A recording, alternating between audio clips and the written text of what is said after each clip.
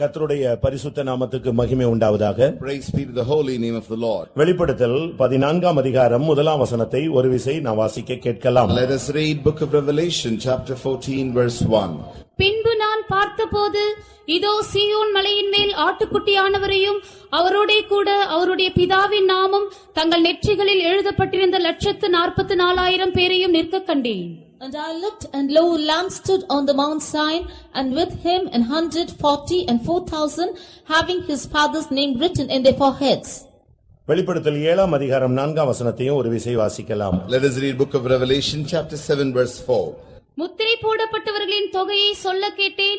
இஸ்ரவேல் புத்திரருடைய சகல கோத்திரங்களிலும் முத்திரை போடப்பட்டவர்கள் 144,000 பேர். And I heard the number of them which were sealed, and they were sealed 144,000 of all the tribes of the children of Israel. கர்த்தருடைய பரிசுத்த நாமத்துக்கு மகிமை உண்டாவதாக. Glory be to the holy name of the Lord. இந்த கூட்டத்தினுடைய தலைப்பு 144,000 பேர். இவர்கள் யார்? The title of this continuous Bible study is called the 144,000. Who are they? இதை குறித்து கிறிஸ்தவ உலகில் பலவிதமான விமர்சனங்கள் எழும்புவது உண்டு. There are so many criticism about the particular topic. அவரவர்களுக்கு தங்களுக்கு தெரிந்ததான சில வசனங்களை வைத்துக்கொண்டு சில வார்த்தைகளை பிடித்துக்கொண்டு பல விதங்களிலே விளக்கம் கொடுக்கிறார்கள். ஆனால் நாம் இந்த நாட்களிலே இவைகளை குறித்த வேத வசனத்தின் ஆதாரத்தில் அதனுடைய விளக்கங்களை நாம் சிந்தித்துக் கொண்டு வருகிறோம். Many people give interpretation according to their own whims and fancies with a few verses here and there, but we are giving a clarification behind, keeping the word of God as the basic towards it. 7ஆம் அதிகாரத்தில் சொல்லப்பட்டவர்கள் இந்த பூமியிலே முத்திரை குத்தப்பட்ட யூதர்கள். The people who are mentioned in 7th chapter, they are the Jews who are sealed. வெளிப்படுத்தல் 14ஆம் அதிகாரத்தில் சொல்லப்பட்டவர்கள் புதிய ஏற்பாட்டு காலத்தில் ஆண்டவராகிய இயேசு கிறிஸ்துவை பின்பற்றி ஊழியம் செய்தவர்கள். In Revelation 14, the group that we see, they are the people, they follow the Lord Jesus Christ, and according to the gospel they have done the New Testament. வெளிப்படுத்தல் 14ஆம் அதிகாரம் முதல் 5 வசனங்களிலே பார்க்கும் பொழுது ஆட்டுக்குட்டியானவர் எங்கே சென்றாலும் அவரை பின் சென்றவர்கள் இவர்களே என்று தெளிவாக சொல்லப்பட்டிருக்கிறது. It is clearly said, wherever the lamb goes, they are the ones who follow him. அங்கே 12 கோத்திரத்திலிருந்து 12,000 பேராக வீரங்களாக பிரிக்கப்பட்டு 144,000 பேர் யூதர்கள் இல்லாவிட்டால் இஸ்ரவேல் கோத்திரங்களிலே வேறு பிரிக்கப்பட்ட ஜனங்கள் அங்கே சொல்லப்பட்டிருக்கிறது. They the people from the tribes of children of Israel, they are the ones separated, they are the Jews. ஆனால் புதிய ஏற்பாட்டு ஊழியர்களை குறித்த 144,000 பேர் பூமி அனைத்திலிருந்து வேறு பிரிக்கப்பட்ட புதிய ஏற்பாட்டு ஊழியர்களை அங்கே 14ஆம் அதிகாரத்தில் சுட்டிக்காட்டப்பட்டிருக்கிறது. The group which is mentioned in 14th chapter, they are the ones, they are called according to the New Testament ministry to serve the Lord. பெருமூச்சு விட்டு அழுகிற அந்த ஜனங்கள் மத்தியிலே வேறு பிரிக்கப்பட்ட பெருமூச்சு விட்டு அழுகிற ஜனங்களுடைய நெற்றியிலே ஒரு முத்திரை போடப்பட்டது. அவர்கள் யூதர்கள். ஆனால் இவர்கள் ஆண்டவருக்காக பிதாவின் நாமம் தரிக்கப்பட்டவர்களாக இந்த பூமியிலே வாழ்ந்தவர்கள். These group of the Jews, they were groaning and longing and crying for them, for their deliverance they got a seal. Whereas in the 14th chapter we see, these are the servants of God on whose forehead the Father's name has been written. அவர்கள் மகா உத்தரவு காலத்திலே தப்புவிக்கப்பட்டு 1000 வருட அரசாட்சியில் 7ஆம் அதிகாரத்தில் சொல்லப்பட்டவர்கள் பிரஜைகளாக வாழுவார்கள். ஆனால் இங்கே 14ஆம் அதிகாரத்தில் சொல்லப்பட்டவர்கள் 1000 வருஷ அரசாட்சியிலே இயேசுவோடு இறங்கி வந்து ராஜாக்களாய் ஆளுகை செய்வார்கள். The group which is mentioned in 7th chapter, that group is nothing but they are the citizens in the millennial kingdom, whereas the group which is mentioned in 14th chapter, they are the rulers who will rule with the Lord. கர்த்தருடைய பரிசுத்த நாமத்துக்கு மகிமை உண்டாவதாக. Glory be to the name of the Lord. எழுத்தின் பிரகாரமாக இந்த பூமியிலே ஒரு சீயோன் நகரம், ஒரு சீயோன் மலை, ஒரு சீயோன் கோட்டை இருந்ததாக நாம் கடந்த நாட்களிலே சிந்தித்து வருகிறோம். The last few days we have been meditating about the literal city called Zion, literal fort called Zion. பழைய ஏற்பாட்டிலும் சரி புதிய ஏற்பாட்டிலும் சரி தேவனுடைய ஜனங்கள் சீயோன் என்று அழைக்கப்படுகிறார்கள். In the Old Testament as well as in the New Testament, the people of God are called as Zion. ஆனால் இவைகளுக்கு மத்தியிலே ஆண்டவராகிய இயேசு கிறிஸ்து சீயோனிலே மூலைக்கல்லாக சபையின் மூலைக்கல்லாக அவர் ஸ்தாபிக்கப்பட்டார். In the midst of them, he as a chief cornerstone has been established, is the Lord Jesus Christ. அது நித்தியத்திலே உள்ள சீயோன் மலையை அங்கே போய் அவர்கள் சேருகிறார்கள். That's where they all join and end at the eternal Zion mountain. இந்த உலகத்திலே சபை சீயோன் என்று அழைக்கப்படுகிறது. In this world, the church is called Zion. பிரியமானவர்களே, இந்த சபைக்கு சபைக்கு சரீரமாகிய சபைக்கு இயேசு மூலைக்கல்லாக மாற்றப்பட்டார். For this body church, Jesus Christ has become the cornerstone. அந்த சபையினுடைய அப்போஸ்தலர்கள் அதற்கு அஸ்திபார கற்களாக The ஏற்படுத்தப்படுகிறார்கள். apostles of the church are the foundation stones, அதற்கு மேலே விசுவாசிகள் அந்த புதிய எருசலேம் மாளிகையாக கூட்டி கட்டி எழுப்பப்பட்டு வருகிறது. on which as a household as believers are built as the believers, இவைகளை குறித்து நாம் கடந்த நாட்களிலே சிந்தித்தோம். about which we meditated in the last few days. வெளிப்படுத்தல் 14ஆம் அதிகாரத்தை நாம் பார்க்கும் பொழுது, பின்பு நான் பார்த்தபோது சீயோன் மலையிலே ஆட்டுக்குட்டியானவரையும் அவரோடு கூட அவருடைய பிதாவின் நாமம் குமாரனுடைய நாமம் நெற்றியிலே தரிக்கப்பட்ட 1,44,000 பேரை நிற்க கண்டேன் என்று யோவான் தன்னுடைய தரிசனத்திலே சொல்லுகிறார். John says in his vision, looked high and low, a lamp stood on the Mount Zion, with him 144,000, having his father's name written in their foreheads. அங்கே அவர் அந்த கூட்டத்தார் தங்களுடைய நெற்றிகளிலே பிதாவின் நாமமும் ஆட்டுக்குட்டியின் நாமமும் தரிக்கப்பட்டவர்களாய் நின்றார்கள் என்று நேற்று நாம் சிந்தித்தோம். Yesterday we meditate that particular group had the father's name written on their forehead as well as the name of the son written on their forehead. இயேசு உலகத் தோற்றம் முதல் ஆட்டுக்குட்டியானவர் என்று அழைக்கப்பட்டார். Jesus was called as a lamb from the beginning of this world. அவர் இந்த உலகத்திலே சாந்தமும் மனத்தாழ்மையுமாக சாதுவான அடிக்கப்படுகிறதுக்கு கொண்டு போகிற ஒரு ஆட்டுக்குட்டியாக காணப்பட்டார். He was a meek, lowly lamb was taken to be slain. ஆனபடினால் ஆட்டுக்குட்டியானவராக அவர் தன்னை வெளிப்படுத்த ஆரம்பித்தார். Therefore he started revealing himself as a lamb. அந்த ஆட்டுக்குட்டியானவரோடு நிற்கக்கூடியவர்கள் யார்? Who will stand with that lamb? அந்த ஆட்டுக்குட்டியானவரோடு ஒரு மனிதன் நிற்க வேண்டுமானால் அவனும் ஆட்டுக்குட்டியைப் போல தன்னுடைய வாழ்வை மாற்றி இருக்க வேண்டியது அவசியம். If anyone has to stand along with the lamb, he also should change his life as a lamb to stand with him. இந்த வெளிப்படுத்தல் 14ஆம் அதிகாரம் முதல் 5 வசனங்களிலே சொல்லப்பட்ட மர்மம் இல்லாவிட்டால் ரகசியம் மறைந்திருக்கிற காரியம் என்னவென்று சொன்னால், அந்த கூட்டத்தார் வேறு பிரிக்கப்பட்ட புதிய ஏற்பாட்டு ஊழியர்கள் என்பது எல்லாருக்கும் தெரியும்.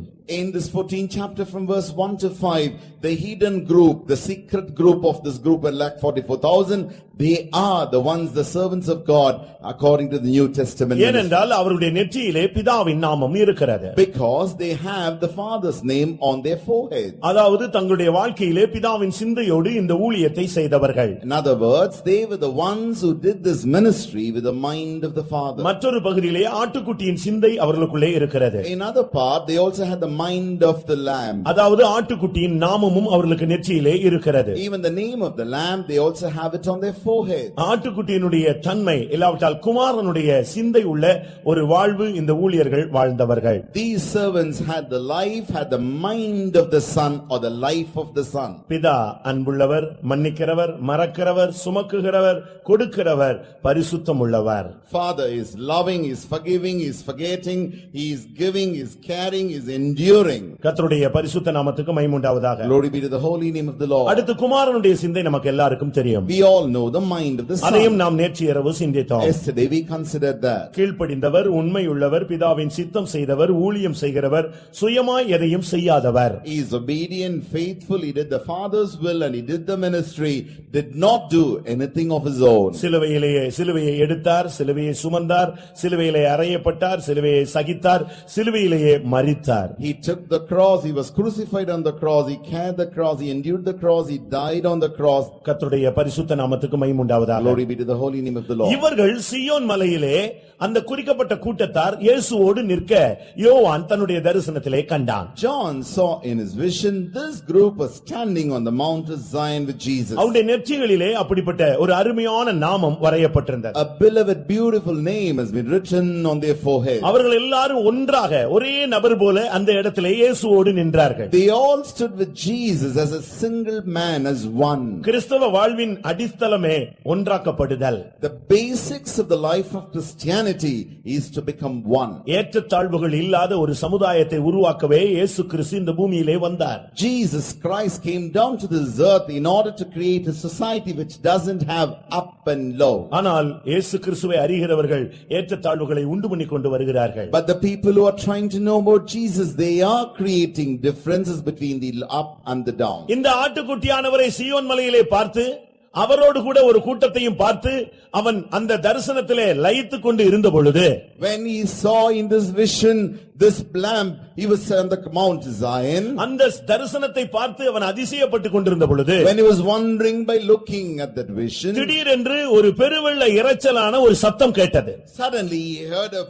voice of many waters, பலத்த இடிமுழக்கம் போல ஒரு சத்தம் கேட்க ஆரம்பித்தது. as the voice of a great thunder. இது என்ன சத்தம் என்று அவன் தன்னுடைய மனதிலே யோசித்த பொழுது, When he was thinking what kind of voice and noise it is, அது கடைசியாக வித்தியாசமான ஒரு தொனியாக சுரமண்டலக்காரர் சுரமண்டலம் வாசிக்கிற அந்த ஓசையை போல இனிதாக காணப்பட்டது. it was so sweet to him as if he was hearing the voice of harpers harping with their harps. முதலாவது அது ஒரு பெரிய பெருவெள்ள இரைச்சல் போல அவனுக்கு கேட்டது. In the beginning he heard it as voice of many waters. திடீரென்று ஒரு பெரிய இடிமுழக்கம் போல அவனுக்கு கேட்டது. Suddenly he heard it as a voice of a great அவன் thunder. என்ன சத்தம் என்று அவன் நிதானிக்கும் பொழுது அது கடைசியாக அது சுரமண்டல ஓசையை போல கேட்டது. When he was judging what kind of voice it could be, and finally could hear as if the harp is harping with harps. ஆண்டவராகிய இயேசு கிறிஸ்துவை இந்த புதிய ஏற்பாட்டிலே பின்பற்றக்கூடிய ஒரு ஊழியன் என்று சொல்லுகிறவன் பெருவெள்ளத்தை கண்டு அந்த இரைச்சலை கண்டு பயப்படாதவனாக இருக்க வேண்டும். A servant of God in the New Testament looking at the Lord and doing serving for the Lord, hearing the voice of many waters, he should not get scared. கிறிஸ்தவ வாழ்வு என்பது ஒரு போராட்டமிக்க ஒரு வாழ்க்கை. Life of Christianity is a life full of battle. அதிலும் புதிய ஏற்பாட்டு ஊழியன் என்று சொல்லுகிறது அது 7 மடங்கு அக்கினிச்சூளை உள்ள ஒரு வாழ்க்கை. New Testament servant is the one which is a life which has a fire increased to 7 times. நம்முடைய அஸ்திபாரம் கிறிஸ்துவிலே நிரந்தரமாக நிலைத்திருக்கிறதா என்பதை சோதித்து பார்க்க பெரு வெள்ளங்கள் நம்முடைய வாழ்வை சந்திக்க ஆரம்பிக்கும். The voice of the many waters started meeting us to see whether our life in Christianity has been established or firm or not. மத்தேயு எழுதின சுவிசேஷத்திலே நாம் 7ஆம் அதிகாரத்திலே பார்க்கும் பொழுது, When you read in Matthew's Gospel chapter 7, 27ஆம் வசனத்திலே அந்த வீட்டின் மேல் பெரு வெள்ளம் வந்து மோதினது. there was, you can see a water came and dashed against that house. இதை ஏசாயா தீர்க்கதரிசி என்ன சொல்லுகிறான்? What did Isaiah prophet say? நான் தண்ணீரை கடந்தேன் ஆனால் அவைகள் என் மேல் புரளவில்லை என்று சொல்லுகிறார். He says, I crossed many waters, they did not roll over me. புதிய ஏற்பாட்டு ஊழியன் என்று சொல்லுகிறவனுடைய வாழ்க்கையிலே ஒரு பெருவெள்ள இரைச்சல் உண்டாகும், பயங்கரமான சோதனைகள் உண்டாகும், ஆனால் அவன் அதிலே அடித்து சென்று போக மாட்டான். New Testament servant's life, he will have a big voice and the noise of the great waters, but the waters will not carry him away. சோதனைகளை சகிக்கிற மனிதன் பாக்கியவான். Blessed is the man who endureth the trial. பெருவெள்ளம் சோதனையை காண்பிக்கிறது. The great waters refers to the trial. அது ஒரு பரீட்சையை நமக்கு காண்பிக்கிறது. It refers to a test. புதிய ஏற்பாட்டு ஊழியம் என்பது பரீட்சைகள் நிறைந்தது. இது தெரியாது என்று ஒருவன் ஊழியத்துக்கு வந்தால் அவன் தடுமாறுவது நிச்சயம். New Testament ministry is full of trials and tests. If anyone enters saying that I do not know, he will start stumbling in the ministry. ஒரு மனிதனுடைய அஸ்திபாரம் கிறிஸ்துவிலே, புதிய ஏற்பாட்டு ஊழியனுடைய அஸ்திபாரம் சரியான விதத்திலே கன்மலையாகிய கிறிஸ்துவில் இருக்குமானால் எந்த பெருவெள்ளம் வந்தாலும் அவன் அசைக்கப்பட மாட்டான். If the servant of God according to the New Testament ministry, his foundation is upon Jesus in the right way, no trial can shake him. அருமையானவர்களே, ஒரு புதிய ஏற்பாட்டு ஊழியன் என்று சொல்லுகிறவன் அஸ்திபாரத்திலே சரியான விதத்திலே உறுதியாக அவன் கட்டப்பட்டவனாக இருக்க A வேண்டும். New Testament servant of God should be built so firm in this ministry and the foundation. கடைசி காலங்களிலே ஊழியர்கள் கூட ஒரு பெரும் திரள் கூட்டம் பின்மாறி போகும் என்று வேதம் சொல்லுகிறது. Scripture clearly says even in the last days, even the group of servants will start backsliding. வெளிப்படுத்தல் 12ஆம் அதிகாரத்திலே பார்க்கும் பொழுது அந்த மிருகத்தினுடைய வால் நட்சத்திரங்களில் 1/3 அது கீழே விழ தள்ளிற்று, இழுத்துக் கொண்டது என்று சொல்லப்பட்டிருக்கிறது. In Revelation chapter 12 we see that the serpent's tail started pulling down one group of stars. பிரியமானவர்களே, இது கடைசி காலத்தினுடைய ஒரு அடையாளம். This is one among the signs of the last days. நட்சத்திரங்களைப் போல பிரகாசிக்கிற ஒரு பெருந்திரள் கூட்டத்தை 1/3 இழுக்கும்படியாக அவனுக்கு அதிகாரம் கொடுக்கப்பட்டிருக்கிறது. ஆனபடினால்தான் பெருவெள்ளை இறந்த வந்தாலும் நீ கன்மலையிலே இருந்தால், உன்னுடைய அஸ்திபாரம் உறுதியாக இருந்தால் நீ அசைக்கப்பட மாட்டாய், அவனுடைய சக்தியினால் நீ இழுக்கப்படவும் மாட்டாய். If you have a firm foundation upon the Lord, even the voice of the great waters, the trials or the temptations or the tests cannot pull you down, and you will not be shaken. இந்த பெருவெள்ள இரைச்சலுடைய இன்னொரு அர்த்தம் என்ன? What is the other meaning of this voice of அந்த great பெருவெள்ள waters? இரைச்சலுடைய இன்னொரு அர்த்தம் ஒரு பெரிய வல்லமையை காண்பிக்கிறது. That voice of great waters refers to another ஒரு power. புதிய ஏற்பாட்டு ஊழியன் என்று சொல்லுகிறவன் வல்லமை உள்ளவனாக இருக்க வேண்டும். வல்லமை இல்லாதவன் ஊழியம் செய்யக்கூடாது. New Testament servant of God should be powerful. Without the power, he should not do the ministry. வேதம் சொல்லுகிறது ஒரு புதிய ஏற்பாட்டு ஊழியனை அழைக்கும் பொழுதே அவனுக்கு அவர் வல்லமையை கொடுக்கிறார். Scripture clearly says when the Lord invites and calls a New Testament servant, that time itself he grants him the power. அவனுடைய படிப்போ அவனுடைய அறிவோ முக்கியமல்ல, தேவனுடைய வல்லமை அவனுக்கு முக்கியம். His education, his knowledge is not so important. The power of God is so important. ஆனபடியால் தான் வேதம் என்ன சொல்லுகிறது? That is why what the scripture says. லூக்கா 9ஆம் அதிகாரம் 1ஆம் வசனத்திலே அவர்களை அழைத்து அவர்களை வல்லமை உள்ளவர்களாக தேவன் மாற்றினார் என்று சொல்லி இருக்கிறது. That is what it says in Luke's Gospel chapter 9 verse 1. He called them and gave them power and authority. ஒரு புதிய ஏற்பாட்டு ஊழியனுக்கு அறிவு முக்கியமில்லை, ஆணவம் முக்கியமில்லை, அனுபவம் முக்கியமல்ல, தேவனிடத்திலிருந்து வருகிற அவருடைய ஜீவனின் வல்லமை மிகவும் முக்கியம். For a New Testament servant of God, no talent is important, no power of pride as gift is important. The power from the life of God that he has is important to him. தேவனுடைய வல்லமையை பிரதிபலிக்கும்படியாக கிறிஸ்துவினுடைய ஸ்தானத்தில் நின்று தன்னுடைய தேவனுடைய வல்லமையை வெளிப்படுத்தும்படியாக அவன் வேறுபிரிக்கப்பட்ட ஒரு நபராக காணப்படுகிறான். He is separated as the ambassador for Christ to stand in the place of Christ. மீன் பிடிக்கிறவர்களை அழைத்தார். He called the fishermen. படிப்பு அறிவில்லாதவர்களை அழைத்தார். He called the people who did not have education. குற்றம் சாட்டப்பட்ட ஆயக்காரர்களை அழைத்தார். He called the publicans who were accused. செலோத்தோ என்னப்பட்ட புரட்சிகரமான ஒரு மாணவர் அணியைச் சேர்ந்த ஒருவனை அழைத்தார். He called a revolutionary student. ஒரு போராட்ட குணமுள்ள கானானியனாகிய சீமோனை அழைத்தார். He called Simon who had the nature of warring within him. சன்மார்க்கமனாய் ஜீவித்ததான நாத்தான்வேலை அழைத்தார். He called Nathan who was righteous. இவர்கள் உலக பிரகாரமாக பலவிதமான அறிவும் அற்றவர்களாக இருந்தாலும் தேவன் அவர்களை அழைத்த உடனே அவர்களுக்கு கொடுத்தது முதல் கொடுத்தது தன்னுடைய வல்லமையை அவர்களுக்கு பகிர்ந்து கொடுத்தார். Though they had the knowledge of life or without the knowledge of life on this earth, when God called them, the first thing he gave them was their power and authority. இந்த புதிய ஏற்பாட்டு ஊழியனுடைய இந்த வல்லமை எதில் மறைந்திருக்கிறது? Where the power of the New Testament servant is hidden. ஒரு புதிய ஏற்பாட்டு ஊழியனுடைய அந்த வல்லமை அவனுடைய பிரதிஷ்டையில் மறைந்திருக்கிறது. The power of the New Testament servant of God is hidden in his consecration. ஒருவேளை அவன் கடைசி வரை ஊழியம் செய்யலாம், ஆனால் அவனுடைய பிரதிஷ்டை போனால் அவனுடைய வல்லமை அவனை விட்டு விலகி போய்விடும். கடைசி வரை அவன் இந்த யூனிஃபார்ம்ல ஊழியம் செய்து கொண்டே இருக்கலாம். If a servant of God does his ministry, he can continue to do this even without having the power. He may do it till the end. நியாயாதிபதிகளிலே 16ஆம் அதிகாரத்திலே சிம்சோன் என்ற பலவானை குறித்து நாம் பார்க்கும் பொழுது அவனுடைய பலன், அவனுடைய வல்லமை, அவனுடைய மகத்தான சக்தி எதிலே அடங்கி இருக்கிறது என்பதை சத்துரு ஆராய்ந்து கொண்டே இருந்தான். In we study in the book of Judges, people were enemy was researching to find where the strength, where the power, the might of that man is hidden. ஒரு சாதாரண மனிதன், He is an ordinary man. மாம்ச சரீரத்தில் உள்ளவன், He is a man of flesh. தங்களைப் போல்தான் அவனும் உணவு உண்ணுகிறான். He is also eating like ஆனால் others. அவனுக்குள்ள இந்த வல்லமை எப்படி வந்தது?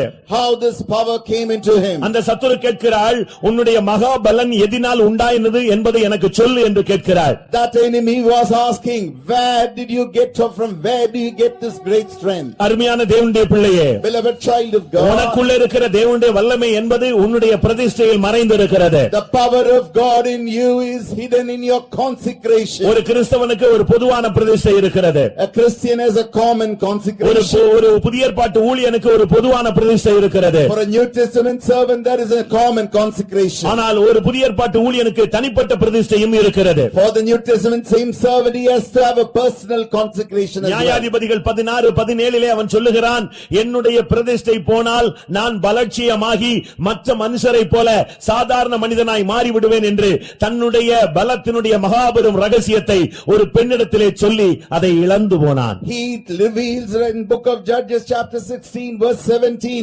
where he will lose his power and say, if I be shaven then my strength will go from me and I shall become weak. Be like another man. உன்னுடைய புதிய ஏற்பாட்டு ஊழியனுடைய பிரதிஷ்டையில் தான் அவனுடைய வல்லமை, அவனை நிலைநிறுத்தக்கூடிய சக்தியே மறைந்திருக்கிறது. In the consecration in the New Testament ministry alone, his power is hidden. பிரதிஷ்டை போன பின்பு பிசாசுகளை துரத்தலாம், கொஞ்ச நாள் கழித்து எல்லாம் மாறிவிடும். After consecration you may cast out devils, but after few days everything will vanish. அநேகர் இந்த புதிய ஏற்பாட்டு பிரதிஷ்டையை கற்றுக்கொண்டவர்கள், பயிற்சி வித்தவர்கள், காலங்கள் போன பொழுது சூழ்நிலைகளிலே சிக்கி பெரு வெள்ளங்களிலே சிக்கி தங்களுடைய பிரதிஷ்டைகளை இழந்து பல இடங்களிலே சிதறி போய் ஊழியம் செய்வதை இன்றைக்கு பூமியிலே நாம் பார்க்க முடியும். Today Today you can see on the earth many New Testament servants who had in the beginning the power of God with their consecration.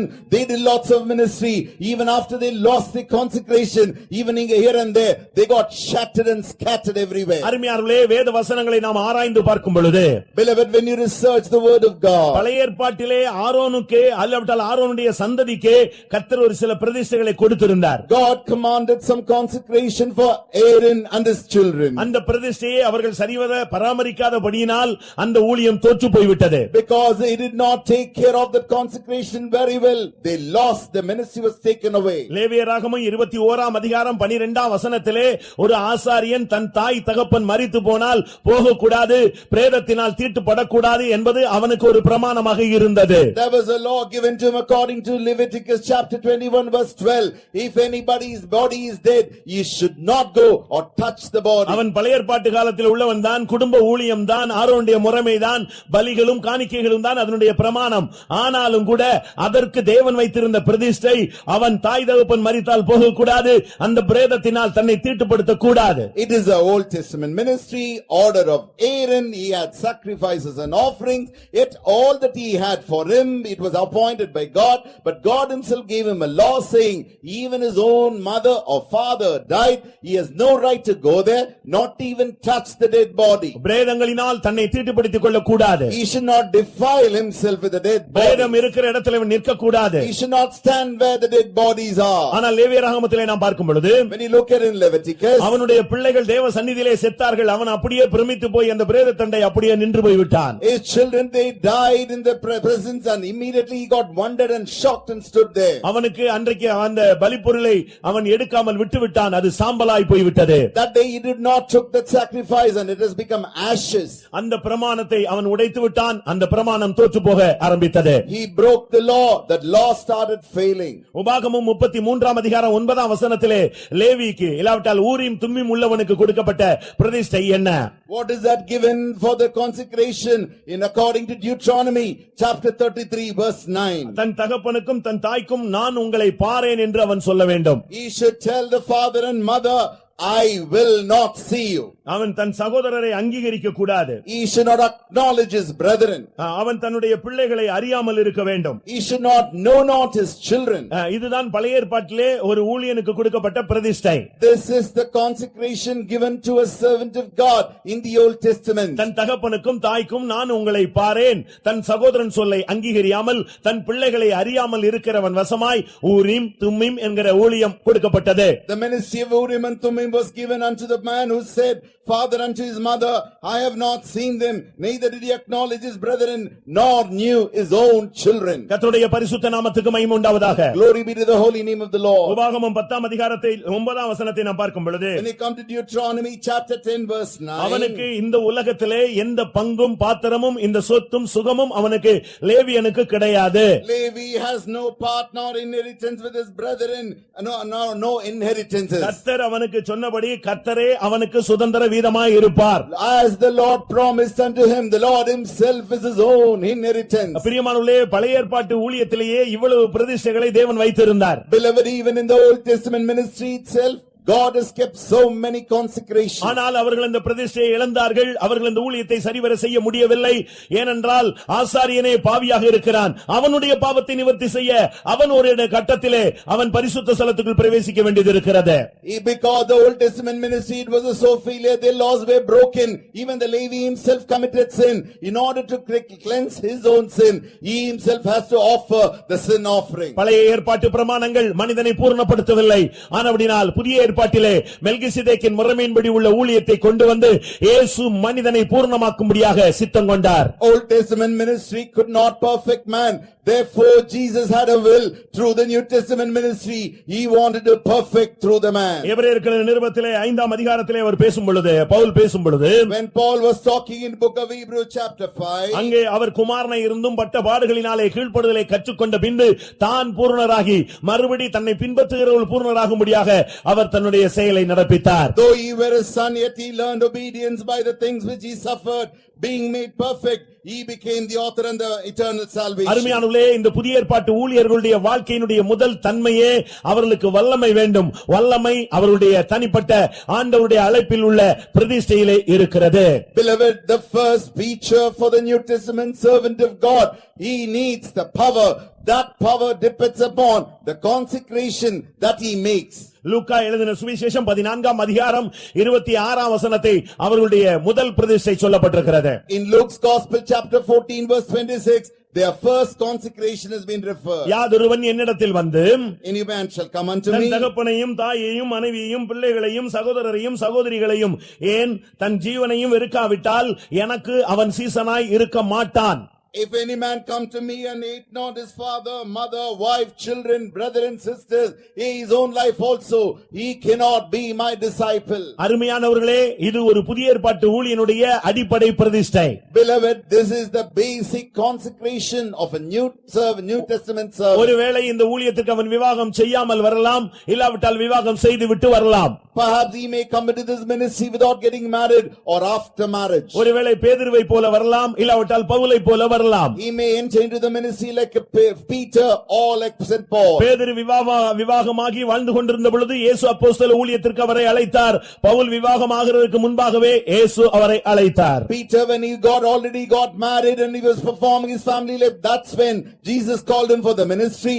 St. Paul was called for the ministry even before his marriage. ஆனால் என்றைக்கு இந்த ரெண்டு பேரையும் அழைத்தாரோ அன்றைக்கே அவர்கள் அனைத்தையும் விட்டவர்கள், வெறுத்தவர்கள். The day they were called, these two immediately they have given and hated them. ஆனபடியால் தான் அப்போஸ்தலனாகிய பேதுரு தன்னுடைய ஆண்டவரிடத்திலே பேசிக் கொண்டிருந்த பொழுது, That is why when Apostle Peter was talking unto the Lord, மத்தேயு 19ஆம் அதிகாரம் 27ஆம் வசனத்திலே when he come to Matthew's Gospel chapter 19 verse 27, அவரை நோக்கி, இதோ நாங்கள் எல்லாவற்றையும் விட்டு உம்மை பின்பற்றினோமே, எங்களுக்கு என்ன கிடைக்கும்? looking unto him, he asked, we have forsaken all and followed thee. What shall we therefore? எவ்வளவு தெளிவான ஒரு வார்த்தையை அவன் கேட்கிறான் என்று பாருங்கள். What a clear question he is asking அதற்கு here. இயேசு அருமையான பதிலை கொடுத்தார். Jesus gave a இந்த beautiful answer. உலகத்திலே துன்பங்களோடு பல நன்மைகள் உங்களுக்கு கிடைக்கும். ஆனால் மறுமையிலே என்னோடு கூட உட்கார்ந்து ஜனங்களை நியாயம் விசாரிப்பீர்கள். என்னுடைய சிங்காசனத்திலே நீங்கள் என்னோடு இருப்பீர்கள். Then he said, Jesus gave a beautiful answer and said, even in this earth you will get reward with suffering. Even in the days to come in the eternity, you will seated with me on the throne and rule the world. ஒரு புதிய ஏற்பாட்டு ஊழியனுடைய பேசிக்கான பிரதிஷ்டை, அவன் எல்லாவற்றையும் விட வேண்டும், எல்லாவற்றையும் வெறுக்க வேண்டும். The basic consecration of a New Testament servant of God has to forsake everything and hate everything. இதை குறித்து லூக்கா 14:33 பார்க்கும் பொழுது, About which when you look at Luke's Gospel chapter 14 verse 33, உங்களில் எவனாகிலும் தனக்கு உண்டானவைகளை எல்லாம் வெறுத்து விடாவிட்டால் அவன் எனக்கு சீசனாய் இருக்க மாட்டான். whosoever be of you that forsaketh not all that he hath, he cannot be my disciple.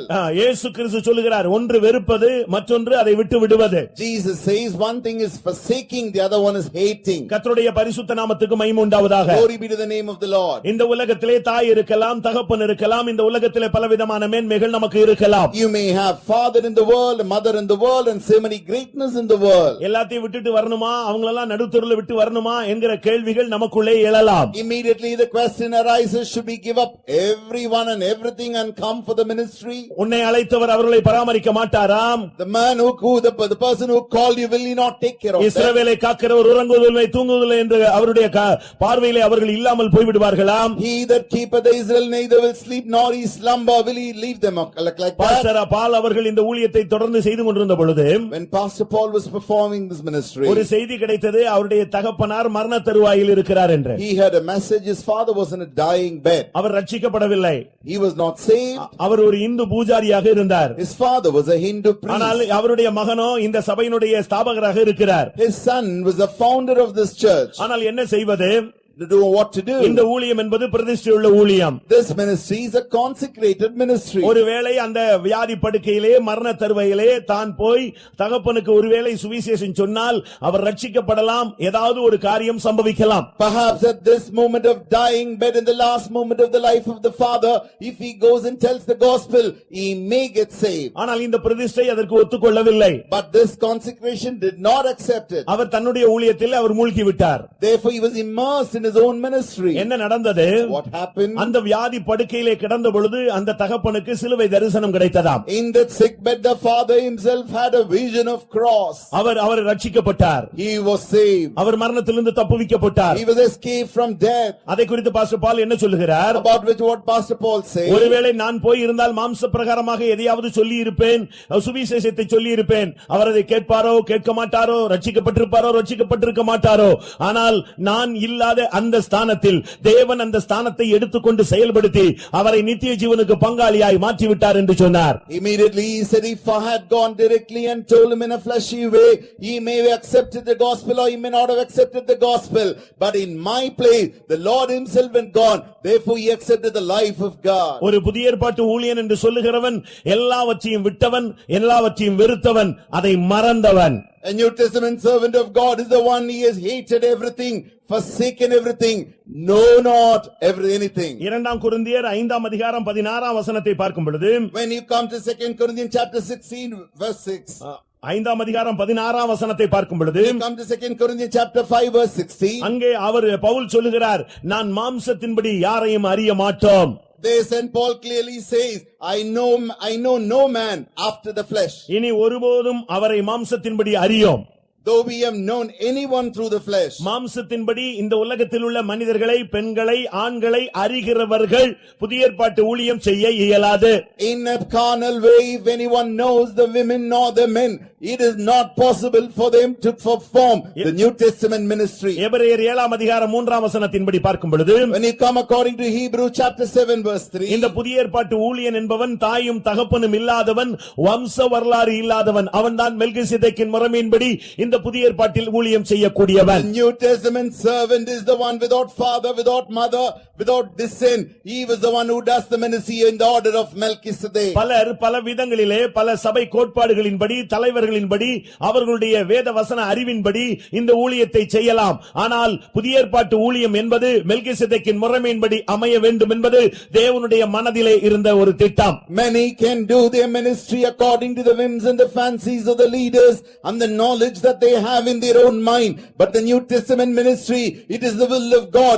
Everyone should do according to the order of Melchizedek. அவன் ஒரு குடும்பம், அவனுடைய பிரதர்ஸ், அவனுடைய சிஸ்டர்ஸ், அவனுடைய பிள்ளைகள், அவனுடைய சந்ததி, இப்படிப்பட்ட கன்னிகளுக்குள்ளே அவன் சிக்கிக் கொள்ள மாட்டான். He will not get into the snare and get entangled saying his father, his mother, his family, his sisters, his children, etc. அதை குறித்து நான் பின்பாக உங்களுக்கு சொல்கிறேன். Later on I'll talk about it. 2 தீமோத்தேயு 2ஆம் அதிகாரம் 4ஆம் வசனத்தை பார்க்கும் பொழுது, When you come to 2 Timothy chapter 2 verse 4. வேதம் சொல்லுகிறது புதிய ஏற்பாட்டு ஊழியம் என்பது ஒரு ராணுவத்தில் சேர்க்கப்பட்ட ஒரு ஊழியம் போல. Scripture clearly says New Testament ministry is compared to the ministry being served in the army. தண்டில் சேவகம் பண்ணுக எழுதிக்கொண்ட ஒவ்வொருவனும் பிழைப்புக்கு அடுத்த அலுவல்களில் சிக்கிக் கொள்ளக்கூடாது. No man that warreth entangleth himself with the affairs of this life. ஒரு தேவனுடைய பிள்ளை என்று சொல்லுகிறவன் கிறிஸ்துவுக்கு ஒரு நல்ல போர் சேவகன். A child of God is a good soldier for the Lord. இல்லாவிட்டால் ஒரு புதிய ஏற்பாட்டு ஊழியன் ஆண்டவருடைய சேனையிலே அவன் ஒரு போர் சேவகன். அவன் நல்ல போராட்டத்தை போராட வேண்டும். எந்த சூழ்நிலையிலும் அவன் பிழைப்புக்கு அடுத்த அலுவல்களில் சிக்கிக் கொள்ளக்கூடாது. A New Testament servant should fight a good fight. He should not entangle himself and he is being chosen to be a soldier, and he should not warreth entangle himself with the affairs of this life. கர்த்தருடைய பரிசுத்த நாமத்துக்கு மகிமை உண்டாவதாக. Glory be to the holy name of the Lord. நான் ஒரு சத்தத்தை கேட்டேன், அது ஒரு பெருவெள்ள இரைச்சல் போல் காணப்பட்டது. I heard a voice, it was like a voice of many waters. இது அவருடைய வாழ்வினுடைய ஒரு பிரதிபலிப்பை காண்பிக்கிறது. This refers to the reflection of their life. அந்த சத்தத்தோடு இன்னொரு சத்தம் கேட்டது, அது பலத்த இடிமுழக்கம் போல காணப்பட்டது. With this he had another voice, it was like a voice of a great thunder. இது எதை காண்பிக்கிறது? What does it show? ஒரு பலத்த இடிமுழக்கம் என்பது ஒரு அதிகாரத்தை, ஜெயத்தை காண்பிக்கிறது. The great thunder shows the authority of the voice of the victory. ஆண்டவராகிய இயேசு கிறிஸ்து இந்த உலகத்தில் இருந்த பொழுது 2 சீசர்கள் சத்தமாய் பேசுவார்கள். ஆனபடியால் அவர்களுக்கு இடிமுழக்கத்தின் மக்கள் பொவனர்கேஸ் என்று அவர்களை அழைத்தார். When Lord Jesus Christ was on the earth, among the disciples too were talking like the voice of great thunder. they were called the sons of great thunder. பிரியமானவர்களே, ஒரு புதிய ஏற்பாட்டு ஊழியன் சகல வல்லமைகளின் மேலும் அதிகாரம் படைத்தவனாக இருக்க வேண்டும். Beloved, New Testament servant of God should have the authority over all things. வேதம் என்ன சொல்லுகிறது? What does the scripture மத்தேயு say? 28ஆம் அதிகாரம் கடைசி பகுதியிலே பார்க்கும் பொழுது ஆண்டவராகிய இயேசு கிறிஸ்து சொல்லுகிறார், வானத்திலும் பூமியிலும் சகல அதிகாரமும் எனக்கு கொடுக்கப்பட்டிருக்கிறது. In the Matthew's Gospel chapter 28, the last portion, Jesus clearly says, I have all the authority in the heaven and on the earth. தேவன் இந்த உலகத்திலே சிருஷ்டித்து வைத்த அனைத்து மேலும் ஒரு தேவனுடைய ஊழியனுக்கு அதிகாரம் இருக்கிறது. The servant of God has the authority in all things which was created by his God. அதிகாரம் இல்லாதவன் ஊழியன் அல்ல. Servant of God without the authority is not the servant of God. அதிகாரம் இல்லாதவன் ஊழியம் செய்ய இயலாது. Without the authority and power, he cannot do the ministry. அதிகாரம் இல்லாதவன் ஆளுகை செய்ய இயலாது. Without the power, he can't rule. வேதத்திலே பல அறிவுகள் இருக்கலாம், பலவிதமான பட்டங்கள் நாம் பெற்றிருக்கலாம், ஆனால் தேவன் கொடுக்கிற அதிகாரம் நமக்கு இருக்கிறதா? You may have knowledge and degrees regarding theology of the scripture, but do you have the power given by the Lord? IAS முடித்தவர்களுக்கு ஒரு பயிற்சிக்காக ஒரு இடத்துக்கு அழைத்து சென்றார்கள். IAS people were taken to a particular place for exercise. இவங்க பிராக்டிகலா எப்படி அவங்க deal பண்றாங்கன்னு பார்க்கிறதுக்காக They wanted to practically see how the people are dealing. ஒரு மாடியிலே அவர்களை அழைத்து கொண்டு போனார்கள். They've taken them to the upstairs. ஒரு ரூம்ல கொண்டு போய் விட்டார்கள். They left him in a room. ஒவ்வொருத்தராய் உள்ளே அழைத்து கொண்டு போனார்கள். One by one were taken in. ஒருவன் மேலே போன உடனே ஒருத்தரை காட்டினார், நீ எத்தனை படி ஏறி வந்தாயின்னு கேட்டாங்க. Moment the first one entered, they asked him the question in the interview, how many steps have you crossed? அவன் மைண்ட்ல அங்க என்ன இருக்குன்னு தான் யோசிச்சிருந்தானே, ஏறினபடியே எண்ணிட்டு வரல அவன். His intention was what will be asked in the questions. He didn't bother about the steps. ஒன்றைய கவனக்குறைவுன்னு விட்டுட்டாங்க. First one, they thought it was a lack of concentration. கடைசி ஒரு தூசி படிந்த ஒரு குப்பை கிடக்கிற ஒரு ரூம்ல கொண்டு போய் அந்த முதல் ஆளை உள்ளே விட்டார்கள். The first person was finally taken to a room which is full of dust. அவன் உள்ள போனான். He entered. திரும்பி பார்த்தான். He turned hither and thither. இன்னும் இவ்வளவு குப்பையா இருக்கு. Why so much of dust? உடனே மெல்ல குனிந்து அங்க இருக்கிற தொடப்பத்தை எடுத்துட்டான். Immediately he took the broom. உடனே வெளியே வந்து சொல்லி கூப்பிட்டாங்க. They called him out. இன்னொருத்தனை உள்ள விட்டாங்க. Again they sent the other one. அவன் போய் பார்த்தான், என்னடா டேபிள்ல இவ்வளவு இதா இருக்குன்னு சொல்லிட்டு ஒரு துணி எடுத்து டேபிளை துடைக்க He போனான். took a cloth and started wiping the table. இப்படி ஒவ்வொன்னா செய்ய ஆரம்பிச்சாங்க. Everyone was doing like that. திடீர்னு கடைசி இன்னொருத்தனை விட்டாங்க. Finally they sent the one other man. நீங்க என்ன பண்ண போறீங்கன்னு கேட்டான். What are you going to do? அவன் நேரா உள்ள போனான். He entered. டேபிள்ல ஒரு பெல் இருந்துச்சு. There was a bell on the table. ஒரு அமுக்குனா. He banged the bell. உடனே பியூன் ஓடி வந்தான். Immediately peon ran. 2 நிமிஷத்துல இந்த ரூம் அழகா நீட்டா பண்ணி வை, ஏன் இப்படி குப்பையா இருக்குன்னு கேட்டான். Immediately he said, you must clean the room neatly. Why so much of dust here? தம்பி, நீதான் படிச்சதை செயல்படுத்தின ஒரு அதிகாரி, உனக்கு தான் இந்த போஸ்டிங் சொன்னாங்க. Immediately he was told, you are the officer who are working according to the education that you got.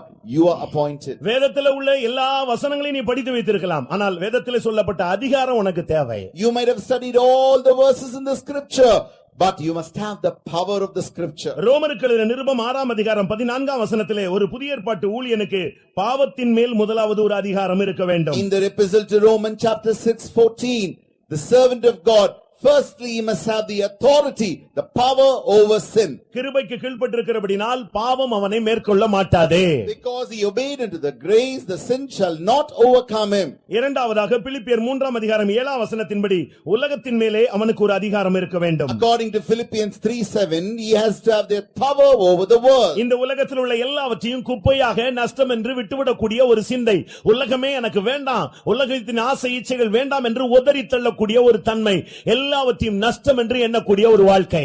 He should have the feeling and the tendency, I don't want anything of this world. Whatever the world has, I will count them as loss and dung.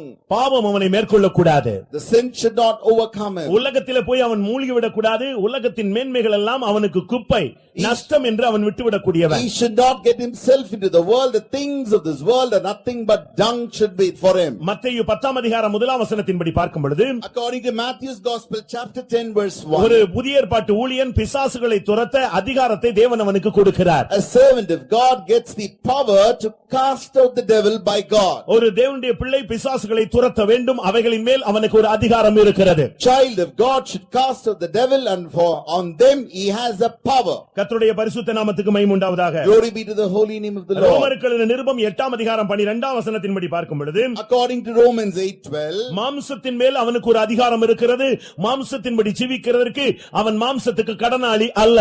He has a power over the flesh. He is not a debtor to the flesh to live after the flesh. அவனுக்கு மரணத்தின் மேலும் பாதாளத்தின் மேலும் ஒரு அதிகாரம் இருக்கிறது. He has a power over death and hell. முதலாம் கொரிந்தியர் 15ஆம் அதிகாரம் 55ஆம் வசனத்திலே மரணமே உன் கூர் எங்கே, பாதாளமே உன் ஜெயம் எங்கே என்று கேட்கக்கூடிய மரணத்தை பார்த்து சவால் விட்டு மரணத்தை நோக்கி பயணப்படக்கூடியவனாய் இருக்க வேண்டும். He must be able to challenge towards the death and journey towards the death and saying, "O death, where is thy sting? O grave, where is thy victory?" which we read in 1 Corinthians 15:55. லூக்கா எழுதின சுவிசேஷம் 9ஆம் அதிகாரம் 1ஆம் வசனத்தின்படி வியாதியின் மேல் அவனுக்கு ஒரு அதிகாரம் இருக்கிறது. According to Luke's Gospel chapter 9 verse 1, he has a power over sickness. அருமையான தேவனுடைய ஊழியர்களே, அருமையான தேவனுடைய பிள்ளைகளே, இந்த சத்தத்தை கேட்கிற மற்ற சபை அன்பர்களே, ஒரு ஊழியனுக்கு தேவன் அந்த பலத்தை இடிமுழக்கம் போன்ற ஒரு அதிகாரத்தை கொடுக்கிறார். Beloved children of God, beloved servants of God, all those who hear this word of God, God gives all power and authority to the servant of God. கட்டப்பட்ட ஜனங்களை விடுவிக்கும்படியாக அதிகாரம், Giving authority to deliver the people who are bound, அந்தகார வல்லமைகளை கட்டும்படியான அதிகாரம். to bind the powers of நீ darkness. கட்டுகிறது கட்டப்படும், நீ கட்டவிழ்க்கிறது கட்டவிழ்க்கப்படும் என்று இயேசு சொன்னார். Jesus said, "What you bind, it shall be bound. What you let loose, and it shall be loosened." பாவத்தின் மேல் ஒரு ஆளுகை, வியாதியின் மேல் ஒரு ஆளுகை, பிசாசின் மேல் ஒரு ஆளுகை, மாம்சத்தின் மேல் ஒரு ஆளுகை, உலகத்தின் மேல் ஒரு ஆளுகை.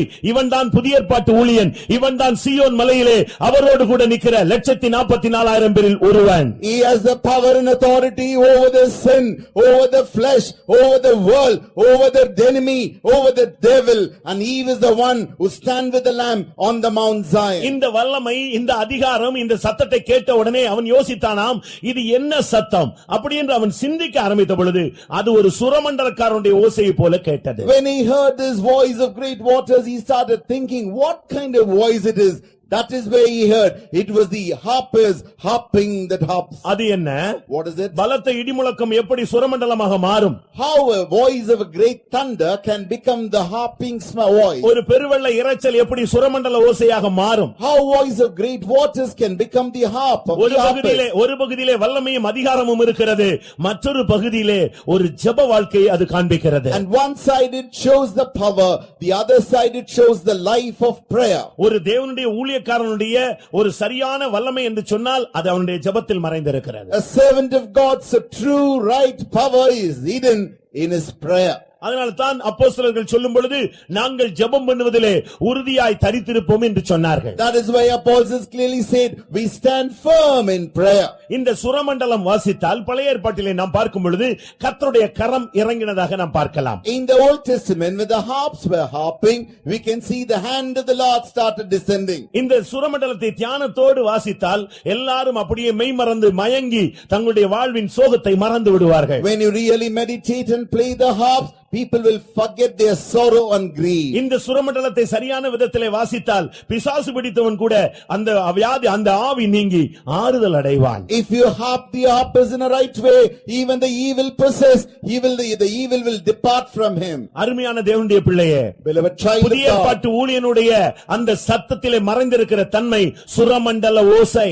the voice, the hidden voice in the New Testament servant of God is nothing but the harping of the harpers. நான் கேட்ட சத்தம் சுரமண்டலக்காரர் தங்கள் சுரமண்டலங்களை வாசிக்கிற ஓசையை போல இருந்தது. I heard the voice of harpers harping with their harps. ஏசாயா 16:1 நாம் பார்க்கும் பொழுது When you come to Isaiah 16:1, அங்கே வேதம் என்ன சொல்லுகிறது? what does the scripture say? அது ஒரு மனதுருக்கத்தினுடைய வெளிப்பாடு. That is a revelation of compassion.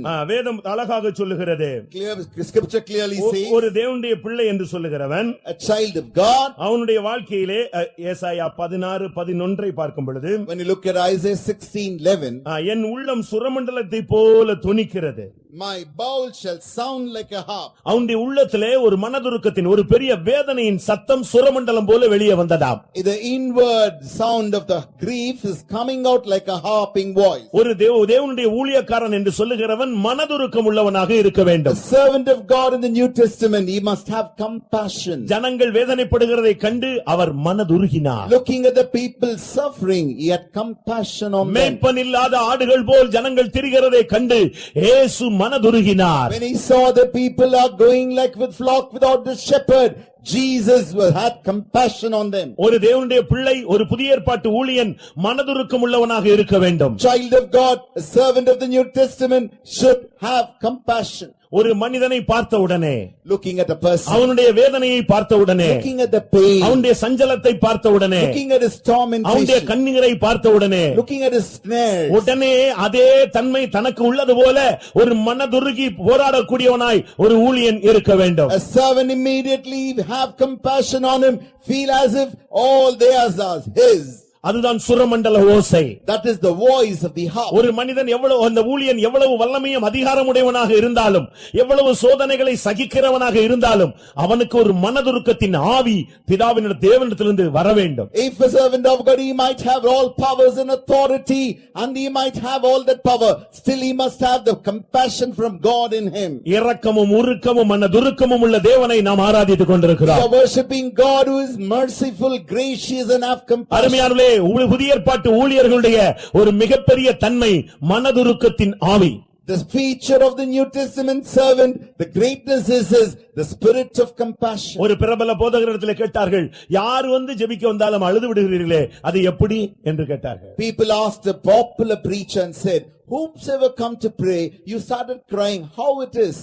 ஆண்டவர் என்னை இந்த ஊழியத்துக்கு அழைத்த பொழுது, அந்த ஊழியத்துக்கு நான் வருகிற நாட்களிலேயே என்னை வியாதியிலே கொண்டு போனார், பயங்கர போராட்டத்தில் கொண்டு போனார், பயங்கர தவிப்பில் கொண்டு போனார், பயங்கர கண்ணீரில் கொண்டு போனார். அந்த ஒவ்வொரு பாதையிலும் உள்ள கொடூர தன்மையை என்னை அனுபவிக்கும்படியாக வைத்தார். When the beginning of my life, when I started entering into this ministry, God took me through lots of suffering and pain and sickness and tears and made me experience those things. அன்றைக்கு ஏன் ஏன் ஏன் ஏன் என்கிற கேள்விதான் எனக்குள் எழும்பினது.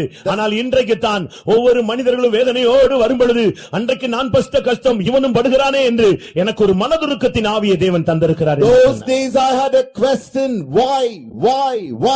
The same today, when people come with such a kind of problem, immediately I have the spirit of compassion towards them. ஒருவன் வேதனையோடு வந்த உடனே, அவன் தன்னுடைய பிரச்சனையை சொன்ன உடனே, ஐயோ நான் அவ்வளவு கஷ்டப்பட்டேனே, அதே கஷ்டம் இவனுக்கும் இருக்குமே என்ற உடனே எனக்குள் ஆண்டவருடைய மனதுருக்கத்தின் ஆவி வருகிறது.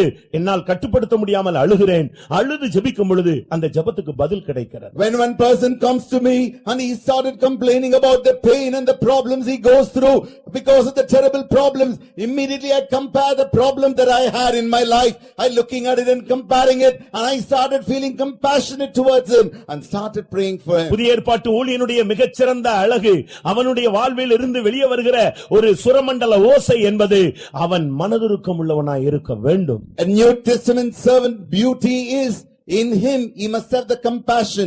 In other words, he must produce the voice of the harp. 150 சங்கீதம் 3 வசனத்திலே சுரமண்டல ஓசையோடு அவரை துதியுங்கள் என்று சொல்லப்பட்டிருக்கிறது. In Psalm 150 verse 3, praise the Lord with the voice of the harp. ஒரு ஊழியனுடைய மூச்சே தேவனை துதிப்பதுதான். The breath of a servant of God is to praise God.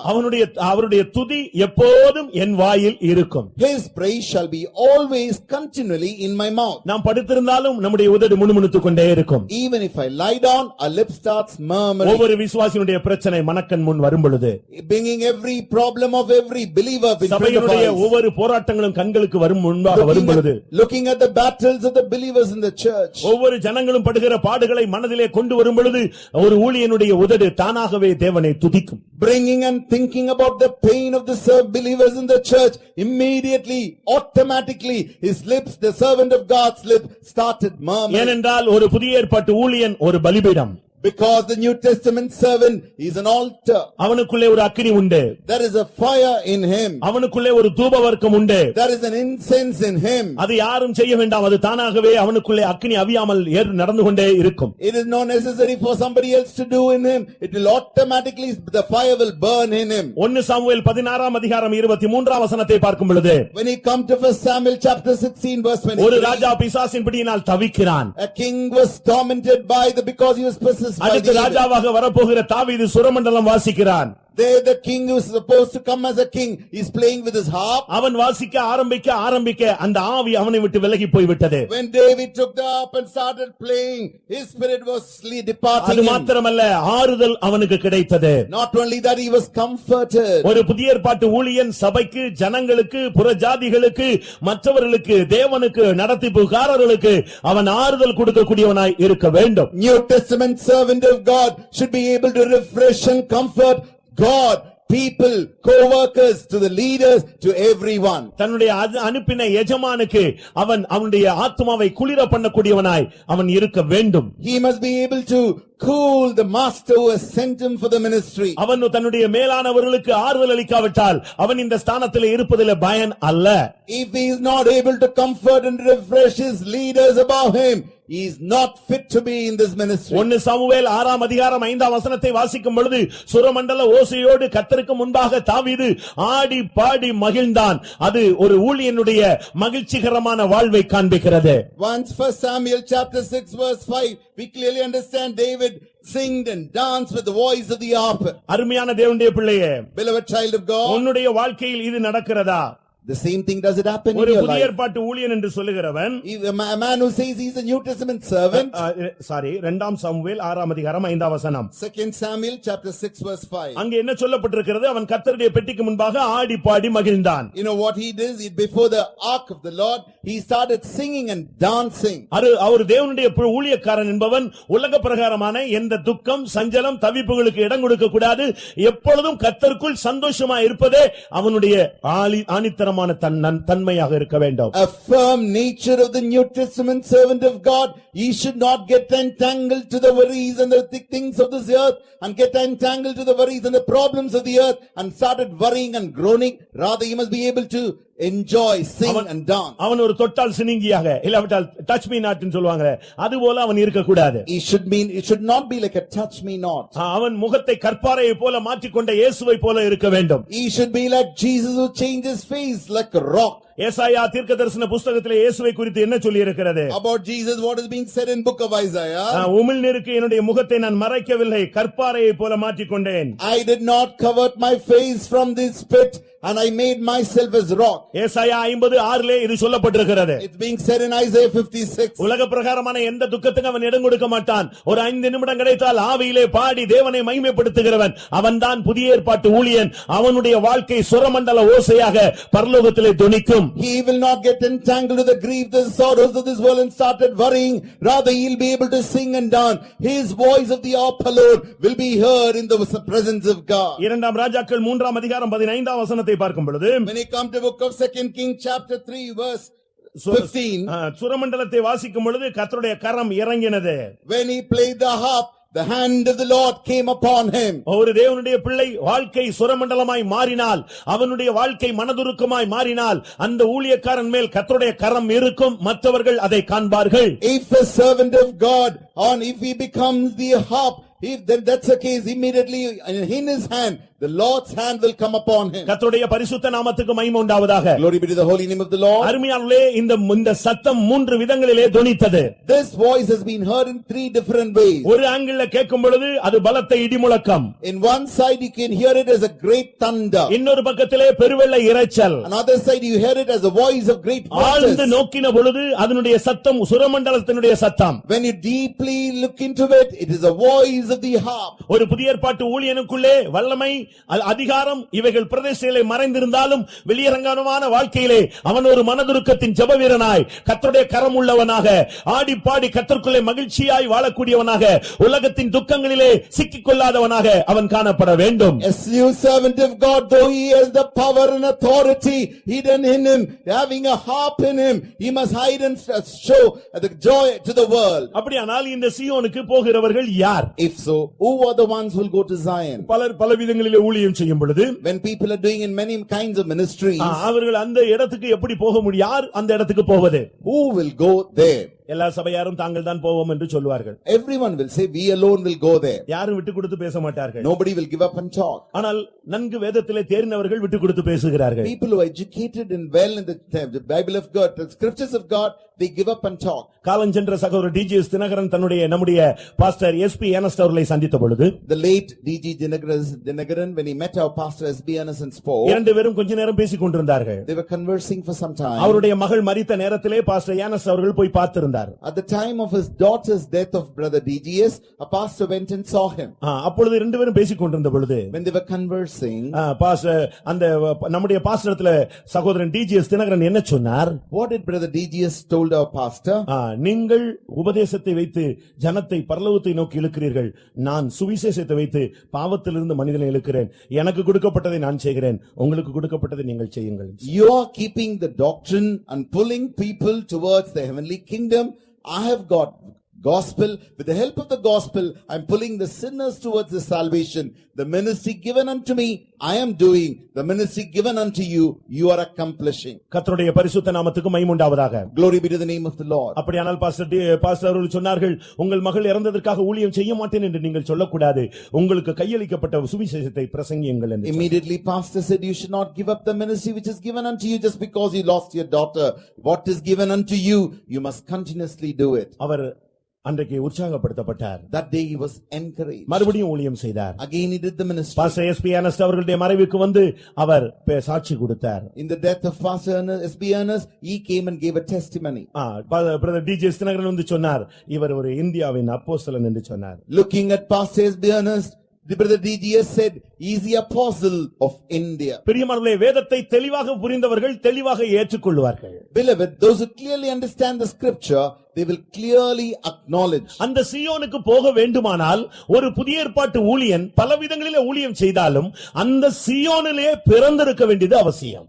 If anyone has to go to Zion, that New Testament servant, though he performed the ministries according to the New Testament, but he must be born in that Zion. சீயோனில் பிறந்தவன் தான் அங்கே citizenship வாங்க முடியும். Those who are born in Zion alone can get the citizenship of Zion. எல்லாரும் அந்த சீயோனுக்கு போய்விட முடியாது, போவோம் என்று சொல்லவும் அவர்களுக்கு தகுதியும் கிடையாது. All cannot go to Zion and all have no qualifications to say that we will go to சீயோனிலே Zion. பிறந்தவர்கள் இன்னான் இன்னான் என்று அவரே பெயர் எழுதுகிறார். He himself has written, so and so will be there is born in Zion. 87ஆம் சங்கீதம் சீயோனின் சங்கீதமாக வர்ணிக்கப்படுகிறது. Psalm 87 is expressed as a song of Zion. அங்கே நாம் பார்க்கும் பொழுது, When you look at that, அந்த சீயோனிலே இன்னான் இன்னான் பிறந்தான் என்று அங்கே தேவன் எழுதுவார். there itself the Lord shall write saying such and such a man was born in Zion. ஜனங்களை பேர் எழுதும் பொழுது இன்னான் அதிலே பிறந்தான் என்று தேவன் பேர் எழுதுவார் என்று அங்கே மற்ற மொழிபெயர்ப்புகளிலே சொல்லி இருக்கிறது. In other translation, the Lord himself writeth the names of the people,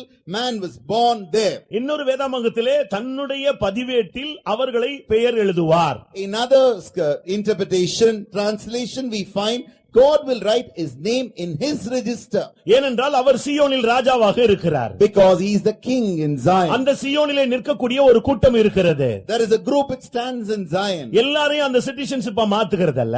It doesn't change everybody as a citizen. ஆனால் அதே நேரத்தில் சீயோனில் பிறந்தவர்களை அவர் அந்த இடத்துக்கு கொண்டு போகிறார். At the same time, those who were born in Zion were taken to that place. இந்த உலகத்திலே நமக்கு பிறப்பு இருக்கிறது. We have a birth in this world. மற்ற மார்க்கங்கள் பல பிறப்புகளை சுட்டி காட்டுகிறது. Other denominations, so many births. 7 ஜென்மம் 7 ஜென்மம் என்று சொல்லுவார்கள். They say seven incarnations. அப்படியெல்லாம் 7 பிறப்பெல்லாம் கிடையாது. There are no rebirths like that. ஒரே தரம் பிறப்பதும் பின்பு நியாயத்தீர்ப்பு அடைவதும் அவனுக்கு நியமிக்கப்பட்டிருக்கிறது. It is appointed for man to born once and to stand before the judgment. ஒரே தரம் மரிப்பதும் பின்பு நியாயத்தீர்ப்பு அடைவதும் அவனுக்கு நியமிக்கப்பட்டிருக்கிறது. To die once and to be judged once, it's been appointed.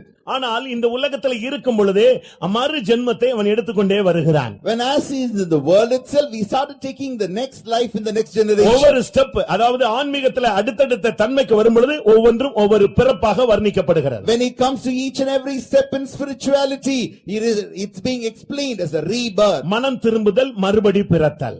Repentance is being born again. முதலாவது ஒரு தாய் தகப்பனுக்கு பிறக்கிறோம், அது மாம்ச சித்தம், புருஷ சித்தம், சுய சித்தம். First of all, we are born to a father and mother. That is a will of the flesh, will of the self, and will of a man. யோவான் 1:13 நீங்க இத படிச்சுக்கலாம். You can read in John 1:13. அடுத்து ஒருத்தன் கிறிஸ்துவை ஏற்றுக்கொண்டு மனம் திரும்புகிறானே அது மறுபடி பிறத்தல். And nextly, when a man accepts Christ and repents, and that is called the repentance.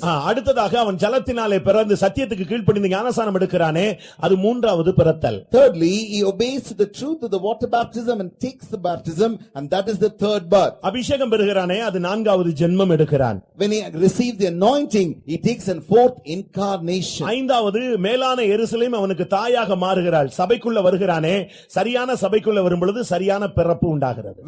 Fifth step is when he comes into the church, the greater Jerusalem becomes his mother unto him. கலாத்தியர்ல நாம் பார்க்கும் பொழுது மேலான எருசலேம் நமக்கு தாயானவள்.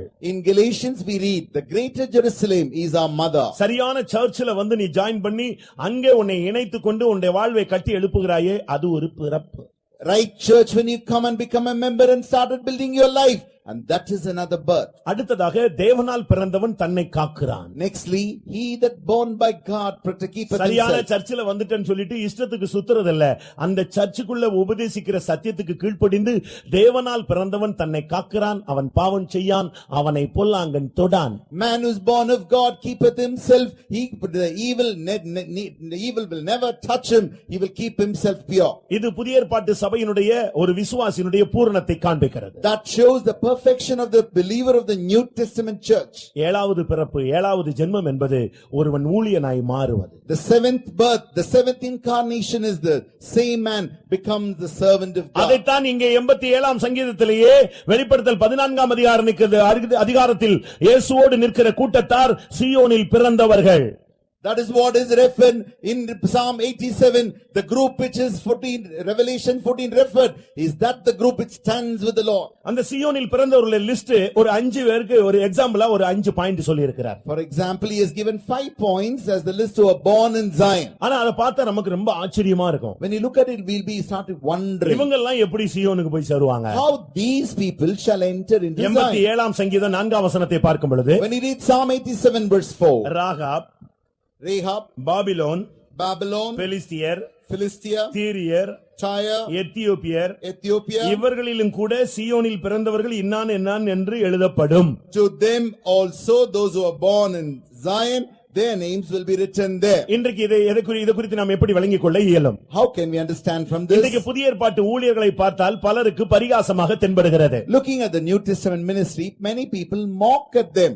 புதிய ஏற்பாட்டு ஊழியர்களை பார்த்தால் ஒரு சிலருக்கு அவர்களுக்கு வேடிக்கை பொருள் போல காணப்படுகிறார்கள். Some people looking at the New Testament servants as a kind of amusement. இவங்க போட்டிருக்கிற Dress, looking at the dress, இந்த ஊழியத்தினுடைய setup, look at the setup of the ministry, இவருடைய பழக்க வழக்கங்கள், their habits and nature, இவர்களுக்கு இருக்கிற கட்டுப்பாடுகள், their discipline and the control, இவர்களுக்கு இருக்கிறதான நடத்திப்புகள், ஒழுங்குகள், பிரமாணங்கள், இதெல்லாம் பார்த்தா இவ்வளவு செய்யணுமா அப்படின்னு ஒரு question. Looking at the laws, their discipline, their orders and all that, immediately people have a question, should we do the ministry with such control? இன்னொரு விதத்துல இவங்கள பார்த்தா இவங்களுக்குள்ள இருக்கிற பலவீனம், குறைவுகள், ஓட்டைகள், இவங்களுக்குள்ள இருக்கிறான தோல்விகள், இவைகள் எல்லாம் பார்த்தா இவங்க எல்லாம் சீயோன்ல பிறந்தாங்களா அப்படின்னு ஒரு question. Another angle, looking at the weaknesses, the holes in their life, their weaknesses and weak point, and then immediately asking a question, are these people born in Zion? ஏன்னா நீ போட்டிருக்கிற கண்ணாடியில இவன் எல்லாம் இப்படித்தான் தெரிவான். Because in the glass that you wear, you will be able to see only like such people. மனிதன் பார்க்கிற விதமாய் தேவன் பார்க்கிறது இல்லை. God does not see the way the man sees. யோபு கேட்கிறார், மாம்ச கண்கள் உமக்கு உண்டா?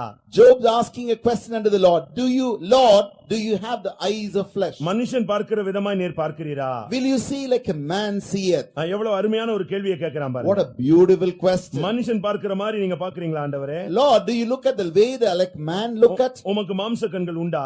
Do you have the eyes of flesh? அப்படி அல்ல. It's not so. அவர் மனுஷர் பார்க்கிற விதமாய் பார்க்கிறவர் அல்ல. He does not see as the man sees. அருமையான தேவனுடைய பிள்ளையே, Beloved child of God, அவருடைய பார்வை எந்த மனிதனையும் தேர்ந்தவனாக மாற்ற முடியும் என்கிற விசுவாசம். His faith of sight is to make any man perfect in the Lord. இப்பொழுது நீங்கள் பார்க்கிற சில ஊழியர்களிடத்திலே சில குறைபாடுகள், தோல்விகள் தென்படலாம். உங்களுக்கு முன்பாக அவர்கள் அப்படி சித்தரிக்கப்பட்டு வெளிப்படலாம். In some of the workers whom you see, you might see some weaknesses, failures in before you. ஆனால் சீயோனில் அவர்கள் பிறந்திருந்தால் நிச்சயமாகவே அவர்களை மகிமையிலே கர்த்தர் கொண்டு போய் அவர்களை பூரணத்துக்குள்ளே மகிமையான மறுரூபத்துக்குள்ளே கொண்டு செல்கிறார். If they are truly born in Zion, Lord will transform them and take them and perfect in them. இயேசுவுடைய சீசர்களை நீங்கள் கவனித்து பாருங்கள். Looking at the disciple of Jesus, ஒரு சிலர் மீன் பிடித்தவர்கள். some of them were fishermen. ஒருவன் உத்தமனாக வாழ்ந்தவன். One man was upright in his life. ஒருத்தன் தீவிரவாதியாக வாழ்ந்தவன். One man was a terrorist. ஒருவன் ஒரு இயக்கத்திலே சேர்ந்தவன். One man belongs to a group.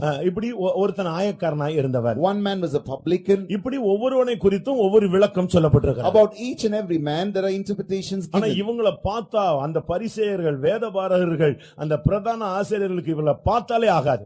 Looking at them, the Pharisees and Sadducees can never tolerate them. ஏன்னா அவங்க எவ்வளவோ வேதத்தை படிச்சு வேதபாரகர்னு பட்டம் பெற்று வச்சிருக்கான். Because they studied scriptures so much and they received the degree as theologians. ஆனா இந்த குரூப் ஒண்ணுமே படிக்காம இவங்க பாட்டுக்கு இயேசுவை பின்பற்றி சீயோனுக்கு போறேன்னு சொல்றாங்க. This group, having not studied anything, following Jesus and say that we are going to Zion. நான் ஒரு பாறை, நீ ஒரு கல், உன்மேல் என் சபையை கட்டுவேன் என்று கர்த்தர் சொல்லிவிட்டார். The Lord said, I am the rock and you are the stone on which I will build my church. எப்படி இந்த பேதுரு சீயோனாக மாற முடியும்? How this Peter can become Zion? இந்த மீன்பிடிக்காரன் எப்படி சீயோனாய் மாற முடியும்? How can this fisherman become a Zion? சபித்து விட்டான். He cursed. சத்தியம் பண்ணி விட்டான். He promised. மறுதலித்து போய் விட்டான். He denied and gone. எபிரேயர் 6 அதிகாரம் என்ன சொல்லுகிறது? What did Hebrews 6 chapter மறுதலித்து say? போனவர்கள் புதுப்பிக்கப்படுவது கூடாத காரியம். ஆனால் 3 தரம் மறுதலித்தான். ஆனால் திரும்ப இவன் எப்படி மாற்றப்பட முடியும்? In Hebrews 6 chapter we clearly understand he that denieth can never come back. He has already 6 times denied. How can he come back and revive? இன்னைக்கு अनेக ஊழியர்களை பார்க்கிறவர்கள் இவர்கள் சீயோனா இருப்பார்களா என்று எண்ணுகிறார்கள். சீயோனுக்கென்று பிறந்தவர்கள் கூட தாங்கள் சீயோன் போய் சேர முடியுமா என்கிற ஒரு தவிப்பிலே காணப்படுகிறார்கள். Looking at the many New Testament servants of God, many question and say, will these people reach the Zion? Even some of the servants who are called the New Testament servants, today they ask a question, will I reach the Zion? ஆம், சீயோனில் பிறந்திருந்தால் அவன் யாராக இருந்தாலும் சீயோனாய் வாழ முடியும், சீயோனில் போய் சேர முடியும், சீயோனிலே அவரோடு கூட 144,000 பேர் கூட்டத்திலே போய் நிற்க முடியும். Whomsoever you are, if you are born in Zion, you can be born in Zion, you can lead a life like a Zion, and you can reach and become the group of that 144,000 and stand on the mountain. அதுக்கு திஷ்டாந்தமாக தான் இந்த 5 கூட்டத்தை ஆண்டவர் ஏற்கனவே சொல்லி காண்பித்தார். For the example alone, God chose these 5 groups and showed. இவர்கள் 5 கூட்டத்தாரையும் சீயோனாய் கர்த்தர் மாற்ற முடியுமானால் இந்த புதிய ஏற்பாட்டிலே கிருபையின் காலத்திலே இரக்கத்தின் காலத்திலே அழைப்புள்ள காலத்திலே கடைசி காலங்களிலே கர்த்தருக்காக சீயோனுக்காக வாழ முடியும் என்பது ஆணித்தரமாக தெளிவாக விளங்குகிறது. If the Lord is able to convert these 5 groups as the Zion group in this New Testament time, in this gracious time, in this time where God himself calls his servant, he can change them and make them to stand with him. முதலாவது ராகாப் என்று சொல்லி இருக்கிறது. First it's referred as Rahab. அதனுடைய சரியான அர்த்தம் எகிப்து என்று அர்த்தம். The right meaning is Egypt. எகிப்தில உள்ளவன் எப்படி சீயோனாய் மாற முடியும்? Man who's in Egypt, how can he become Zionist? எகிப்து என்று சொன்னால் சீர்கட்ட ஜீவியம். When you say Egypt, it's a backslidden இல்லாவிட்டால் life. பின்மாற்ற நிலை. Another backslidden state. இல்லாவிட்டால் இருதய கடினம். Or hardness of heart. சீர்கட்ட பிள்ளைகள் தான் அந்த எகிப்தில் உள்ளவர்கள். The backslidden children are the people of Egypt. ஆனால் இந்த ராகாபை கர்த்தர் சீயோனாய் மாற்றுகிறாராம். But Lord is changing this Rahab as Zion. எரேமியா 3:14 என்ன சொல்லுகிறது? What did Jeremiah 3:14 say? சீர்கட்ட பிள்ளைகளே திரும்புங்கள், நானே உங்கள் நாயகர், நான் உங்களை ஊரில் ஒருவனும் வம்சத்தில் இருவருமாய் அழைத்துக் கொண்டு வந்து சீயோனிலே உங்களை நிறுத்துவேன் என்று கர்த்தர் சொல்லுகிறார். Lord himself said, turn, O backsliding children, for I am married unto you. I will take you one of a city and 2 of a family, and I will bring you to Zion. ஒரு மனிதன் எகிப்தை போல தோல்வி உள்ளவனாக இப்பொழுது தென்படலாம். ஆனால் அவனுடைய வாழ்வில் ஆண்டவருடைய பக்கம் திரும்பினால் அந்த ஊழியனை அவர் சீயோனின் 144,000 பேராக அவர் மாற்ற சித்தம் உள்ளவர், வல்லமை உள்ளவர், அழைத்தவர் உண்மையுள்ளவர், அவர் அப்படியே செய்வார். Today when you look at a servant of God, he might look like as if he's backslidden, but if he turns, he is powerful, has the authority to make the man, because he who is called is faithful, he will do so. தேவனால் முடியாதது ஒன்றுமே கிடையாது. Nothing is impossible unto God. இந்த ஊழியமே வேண்டாம் என்று சொல்லி போய் அவன் மீன்பிடிக்க போய் விட்டான். அவனையோ அழைத்துக் கொண்டு வந்து பிரதான அப்போஸ்தலனாக அவனை மாற்ற தேவனுக்கு முடியுமானால் உன்னையும் மற்றவர்களையும் மாற்ற அவருக்கு முடியாதா? denying God and backsliding and say Jesus is not there, went back to his old work of fisherman, when God can change him and train him as an apostle in the ministry, is it not possible for the Lord to change you as well? ஒருவேளை இப்பொழுது பின்மாற்ற ஆவியினுடைய போராட்டத்திலே நீங்கள் சிக்க தவிக்கலாம். ஆனால் நீ சீயோனில் பிறந்ததை நீ சரியான விதத்திலே நீ உறுதிப்படுத்திக் கொண்டால் உன் வாழ்வை கர்த்தர் சீயோனாய் மாற்றுவார். Perhaps today you might be troubling and entangled with the snares of this world and say, am I really born in Zion? But if you turn yourself into the Lord, he will establish you in Zion. இரண்டாவது பாபிலோனியர் என்று சொல்லப்பட்டிருக்கிறது. Secondly, Babylonian. பாபிலோன்ல உள்ளவன் எப்படி சீயோனாய் மாற முடியும்? How Babylonian can become Zion? பாபிலோன்னா அது தாறுமாறு இல்லாவிட்டால் குழப்பம் இல்லாவிட்டால் நவ நாகரிகம் என்று சொல்லலாம். You can compare Babylon unto fashion or confusion. அநேகருக்கு இன்றைக்கு ஊழியத்துக்கு வர்றது சரியா இல்லாட்டால் வந்ததுதான் சரியா என்கிற ஒரு கேள்வி. Many have a question, is it correct to enter into the ministry, or having come into this ministry, is it right or wrong? நாம் ஒரு எமோஷன்ல வந்து விட்டோமோ? Did I enter with my emotion? தேவ சித்தம் இல்லாமல் வந்து விட்டோமோ? Have I come without the will of God? நாம் ஏமாந்து போய் விட்டோமோ? Am I be cheated? இப்படிப்பட்ட பாபிலோனுடைய ஆவி உன்னோடு போராடி கொண்டிருக்கிறது. Perhaps the spirit of Babylon is warring against you. இன்னொரு பக்கத்திலே நாகரிகத்தை விட்டுவிட்டு அநேகருக்கு இந்த கிறிஸ்தவ புதிய ஏற்பாட்டு ஊழியத்தை செய்ய முடியவில்லை. Many cannot forsake the fashion and do this New Testament ministry. கர்த்தருடைய பரிசுத்த நாமத்துக்கு மகிமை உண்டாவதாக. Glory be to the holy name of the Lord. இன்னைக்கு பலரும் ஊழியத்திலே பலவிதமான குழப்பங்களிலே சிக்கி இருக்கிறார்கள். ஆனால் குழப்பத்தை நீக்கி பாபிலோனிய மனிதனை சீயோனாய் மாற்ற தேவனுக்கு முடியுமானால் இன்றைக்கு குழப்பத்தின் ஆவியை விட்டு நீ வெளியே வந்தால் உன்னை சீயோனாய் மாற்ற அவர் வல்லமை உள்ளவர். Today many people are entangled in different confusions, but today if you turn, come away from your confusion and towards your Lord, the Lord who changed the Babylon from his confusion and made him into Zion, he is able to do so in you. ஒருவேளை உலக ஆடம்பரங்களிலே நவ நாகரிகங்களிலே சிக்கி உங்களுடைய அழைப்பை நீங்கள் விட்டு போயிருக்கலாம். இன்றைக்கு சீயோனை நோக்கி பாருங்கள், அந்த மகிமையான தேசத்தை நோக்கி பாருங்கள், ஆட்டுக்குட்டியானவரோடு நிற்கிற கூட்டத்தை சிந்தையிலே கொண்டு வாருங்கள். இன்றைக்கு நீ இந்த உலகத்தை வெறுத்து உலகத்தின் ஆசை இச்சைகளை வெறுத்து இயேசுவின் பின்னே சிலுவையை சுமக்க உன்னை நீ சமர்ப்பித்து விடுவாய். Looking at the worldly fashions and again he wanted to go back, but if you think today forsaking all things and hating all the things of the world and the worldliness and the fashions of the world, he will be able to make you and stand you in Zion. இந்த புதிய ஏற்பாட்டு ஊழியம் செய்கிறவன் பின்மாற்றத்தை விட்டு வெளியே வர வேண்டும், குழப்பங்களை விட்டு வெளியே வர வேண்டும். Man who does the New Testament ministry should come away from confusion and from a backsliding Babel status. தான் பாபிலோன் என்று அழைக்கப்பட்டது.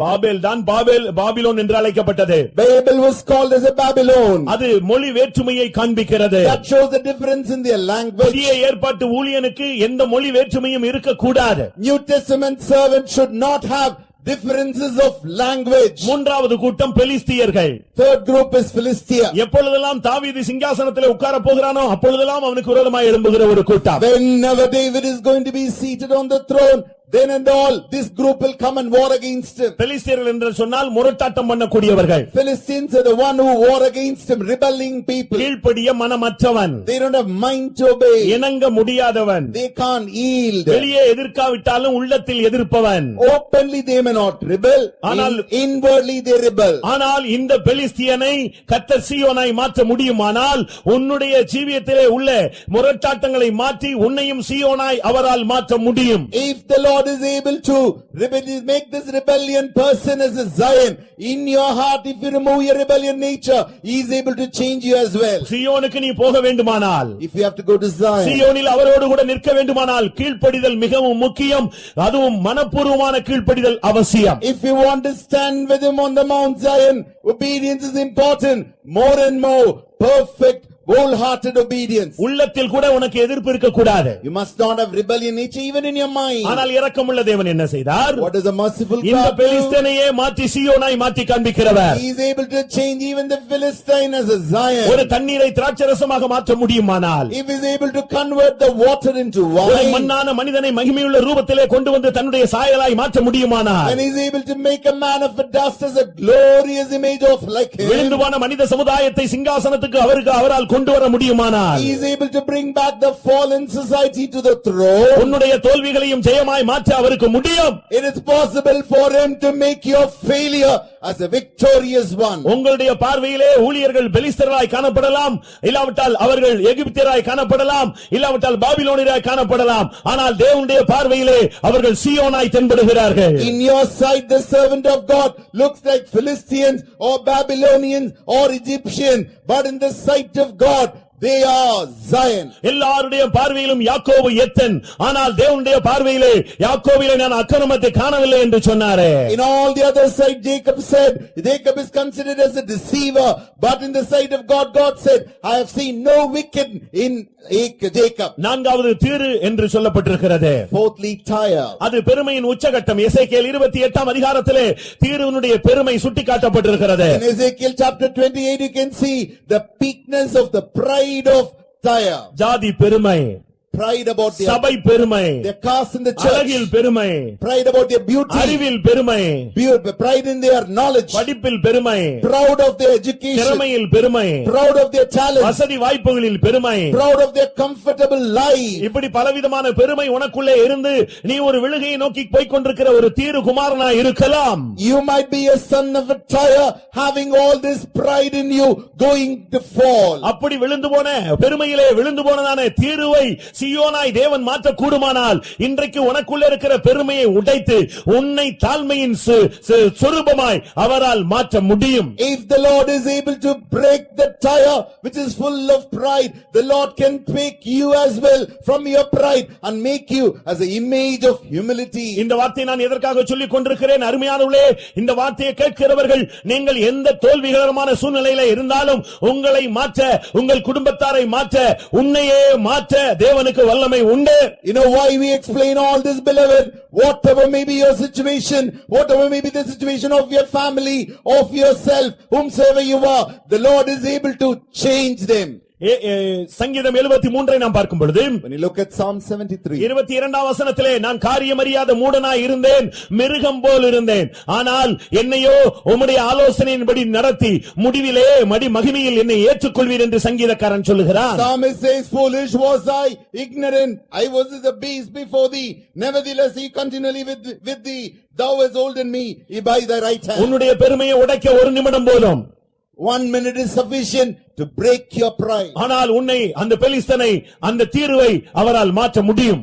The Lord can change that Philistine, that Tyre in you. எவ்வளவு மோசமாக இருந்ததான சவுலை பவுலாக மாற்றினாரே.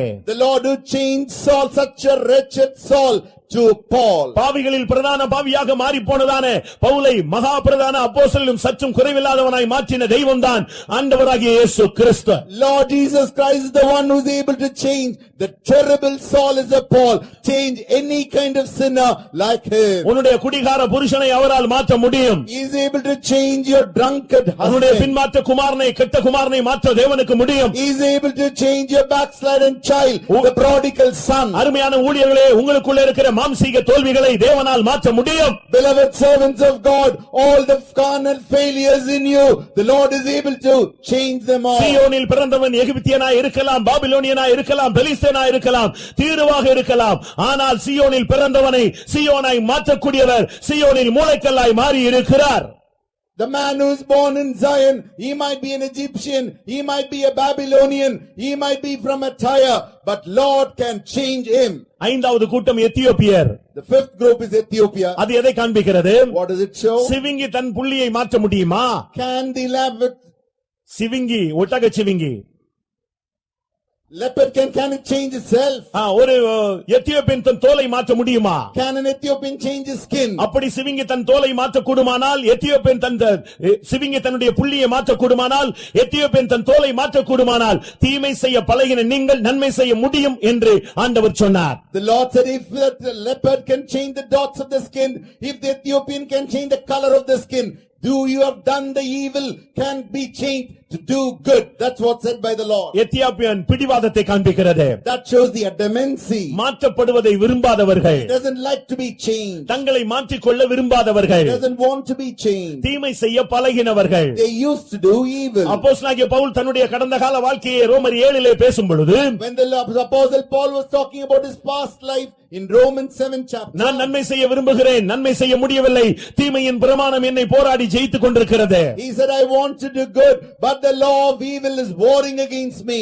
ஆனால் அவனை மாற்றின வல்லமை, The power which changed him, எத்தியோப்பியனை சீயோனாய் மாற்றின வல்லமை, the power which changed Ethiopian as Zion. இன்றைக்கு பிடிவாதத்திலே மாற்ற முடியாமல் மாற்றிக்கொள்ள விரும்பாதவர்கள் பிடிவாதமாய் வாழ்கிறவர்களை மாற்ற முடியும், அவர்களையும் சீயோனிலே மூலைக்கல்லிலே கொண்டு போய் சேர்க்க முடியும். Today he is able to change that dement person who doesn't want to be changed. He can be changed. He can be also be taken into Zion. இந்த சீயோனில் பிறந்தவர்கள், அந்த சீயோனாய் வாழ்ந்தவர்கள், அந்த சீயோனிலே ஓட்டத்தை முடித்தவர்கள், சீயோனிலே மூலைக்கல்லாக மாற்றப்பட்ட இயேசுவோடு அந்த சீயோன் மலையில் ஆட்டுக்குட்டியானவரோடு நிற்கிறார்கள். Those who were born in Zion, lived in Zion, died in Zion, with him led a life like Zion.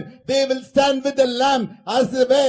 Chief cornerstone is the Lord Jesus Christ himself. சீயோனுக்கு போக வேண்டுமானால் நீ சீயோனில் பிறந்திருக்க வேண்டும். If you want to go to Zion, you must be born in Zion. இதை மறந்து நீ எங்கேயோ பிறந்தால், எங்கேயோ வளர்ந்தால், எங்கேயோ போய் சேருவாய். Forgetting that if you think you are born somewhere, you are grown up somewhere, you will reach somewhere. சீயோனில் பிறந்தவர்கள் மாத்திரமே, சீயோனாய் வாழ்ந்தவர்கள் மாத்திரமே சீயோனிலே இயேசுவை போல போய் நிற்க முடியும். Those who are born in Zion alone, those who led their life like a Zion alone, they will be able to join with Jesus on Zion. வெளிப்படுத்தல் 14ஆம் அதிகாரம் 3-4 வசனங்களை நாம் சிந்திக்கும் பொழுது, When you consider the book of Revelation chapter 14 verse 3 and நாம் 4, இதுவரை 2 வசனங்களை சிந்தித்திருக்கிறோம். till now we have considered meditated 2 verses. 3-4 வசனங்களை நாம் பார்க்கும் பொழுது, When you see verse 3 and 4, அங்கு மீட்டுக் கொள்ளப்படுதல் என்கிற ஒரு சத்தியம் சொல்லப்பட்டிருக்கிறது. there is a truth of a redemption is mentioned.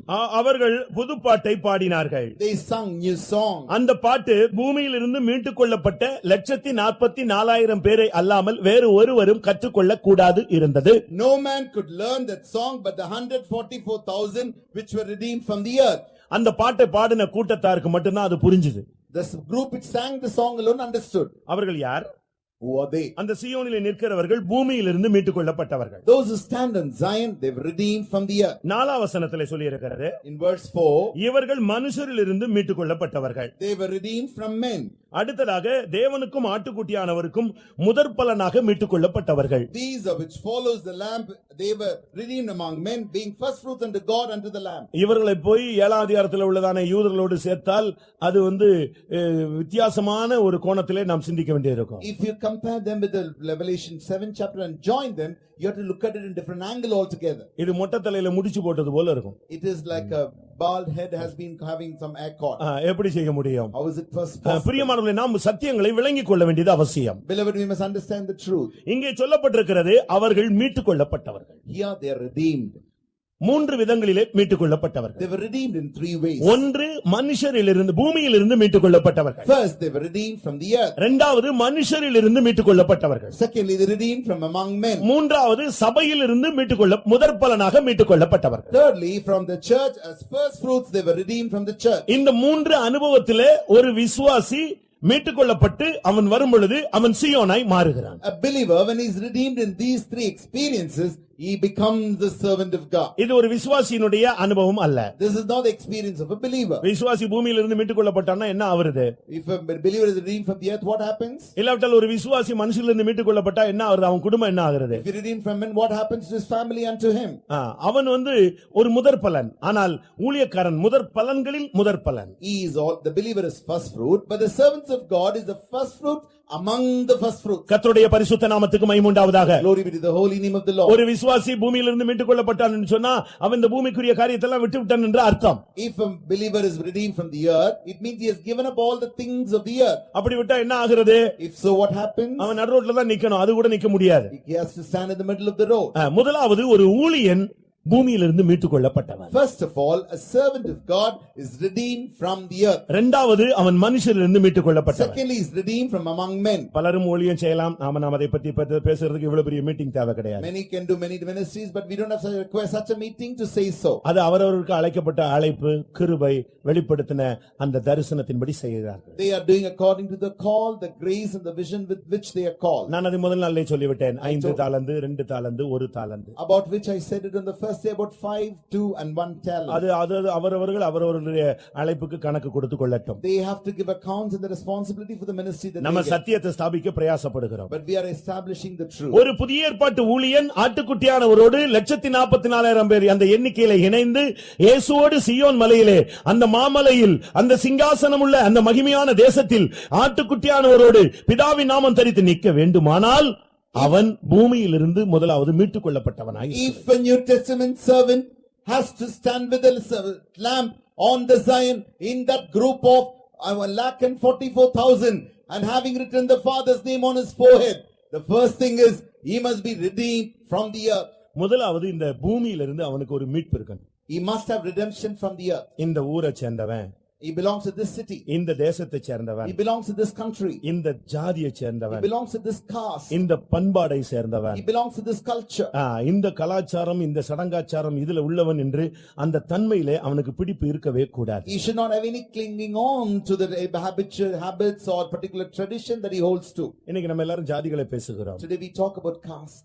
ஜாதிகளை நம்ம நன்றாக பேசுகிறோம், ஜாதி கூட்டங்கள் நடத்துகிறோம். We talk about caste, we conduct meetings for the particular caste as well. ஆனால் இவைகள் பரலோகத்துக்கு நம்மை கொண்டு செல்லுமா? These things, will they take us to heaven? மொழி வேறுபாடுகளை காட்டுகிறோம், இது பரலோகத்துக்கு கொண்டு செல்ல இயலுமா? We show differences among languages, will it take us to heaven? ஒரு புதிய ஏற்பாட்டு ஊழியன் என்று சொல்லுகிறவன் ஊர் ஜாதி இவைகளுக்கெல்லாம் அப்பாற்பட்டவனாக வாழ வேண்டும். New Testament servant is the one who leads a life beyond caste, native, land, etc. ஆபிரகாமை தேவன் முதலாக அழைத்த பொழுது உன் தேசத்தையும் உன் இனத்தையும் உன் தகப்பன் வீட்டையும் விட்டுவிடு, இதுதான் ஃபர்ஸ்ட் அவனுக்கு கொடுத்த கமாண்ட்.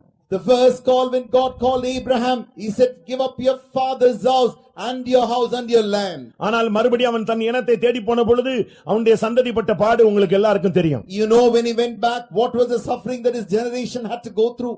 ஒரு புதிய ஏற்பாட்டு ஊழியனுக்கு ஜாதி வேறுபாடு இருக்கக்கூடாது. For a New Testament servant of God, you should not have any differences among the castes. ஊர் பிடிப்பு இருக்கக்கூடாது. He should not hold on to his native. இன்னைக்கு நம்ம எல்லாரும் ஜாதியை பத்தி பேசுகிறோம். இயேசு என்ன ஜாதி? உங்க ஜாதியா?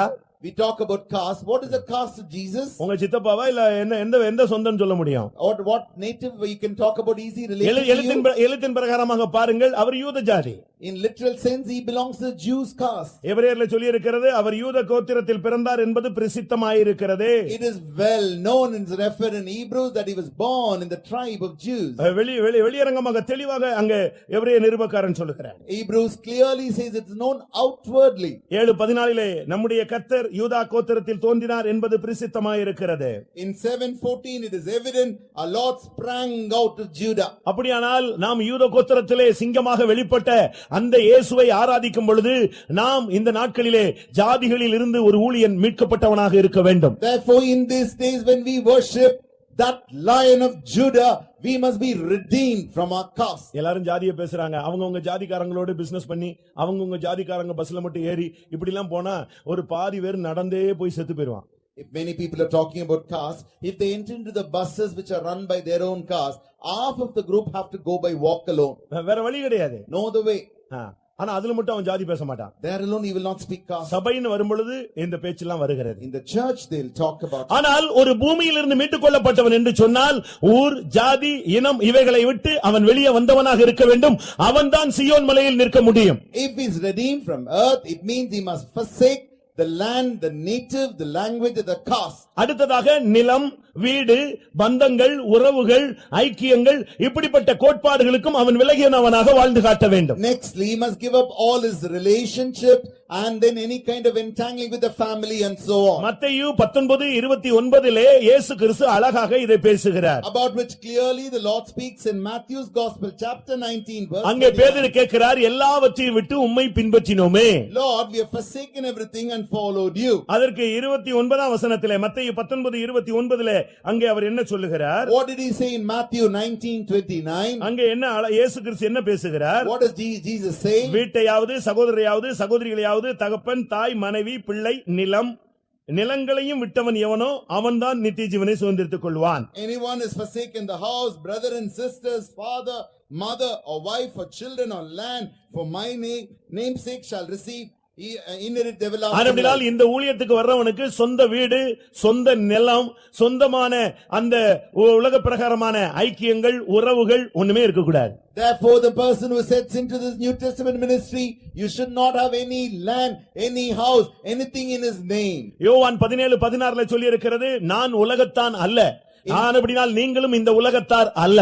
In John's Gospel chapter 17 says, I am not of this world, therefore ye are not of this world. 1 யோவான் 2:15, 16, 17 பார்க்கும் பொழுது உலகத்திலும் உலகத்தில் உள்ளவைகளிலும் நீங்கள் அன்பு கூறாதிருங்கள் என்று இயேசு சொன்னார். In 1 John chapter 2 verse 15 and 16, the Lord Jesus clearly says, love not the world and the things thereof. பூமியிலே அவனுக்கு சொத்து, சுகம், வீடு, வாசல் எதுவுமே இருக்க கூடாது. எங்களுடைய சபையில நீங்க பாத்தீங்கன்னா யாருக்கும் சொந்தமா வீடே கிடையாது. அப்படி இருந்தானா அவன் இந்த சபையில ஊழியத்தில் இருக்க முடியாது. You know, the New Testament servant should not have any kind of property in the houses or land, anything in his name. In our church, if we see, none, not even one worker will have any things in their name. மொத்தத்திலே புதிய ஏற்பாட்டு ஊழியனுக்கு பூமியிலிருந்து அவன் மீட்கப்பட்டால்தான் பலவிதமான ஊழியங்கள் இருக்கிறது. ஆனால் சீயோன் மலையில் நிற்கிறவனுக்கு பூமியில் இருந்து மீட்டுக் கொள்ளப்பட்ட ஒரு ஸ்தானம் இருக்கிறது. There are different kinds of ministry, but people who are redeemed from the earth, he get a special position in the Zion. இந்த உலகத்தில் அவன் ஜாதி பார்க்க கூடாதவன், ஜாதியை பார்க்க கூடாது. He should not see the differences of caste in the earth. மொழி வேறுபாடுகளை அவன் ஏற்படுத்த கூடாது. He should not appoint the differences of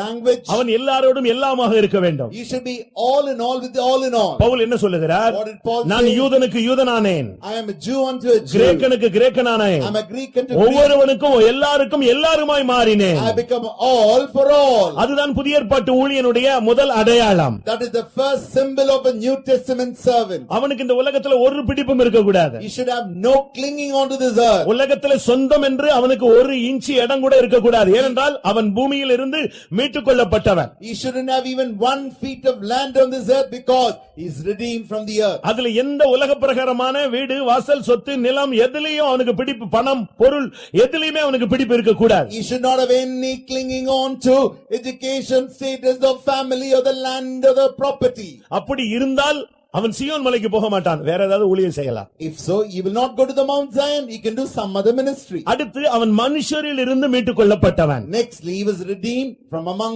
the men. ஒரு புதிய ஏற்பாட்டு ஊழியன் மனுஷரில் இருந்து அவன் வேறு பிரிக்கப்பட்டவன். A New Testament servant is redeemed from among the men. இதைத்தான் லூக்கா 14:26 நான் பார்த்தோம். That is what we saw in Luke's Gospel 14:26. மனித பற்று, குடும்ப பற்று, மாமிச பற்று ஒரு பற்றும் அவனுக்கு இருக்கக்கூடாது. He should have any desire about men or the family or the flesh or the carnal relation. அப்படி வைத்துக் கொண்டிருந்தால் இந்த ஊழியம் சோபிக்காது.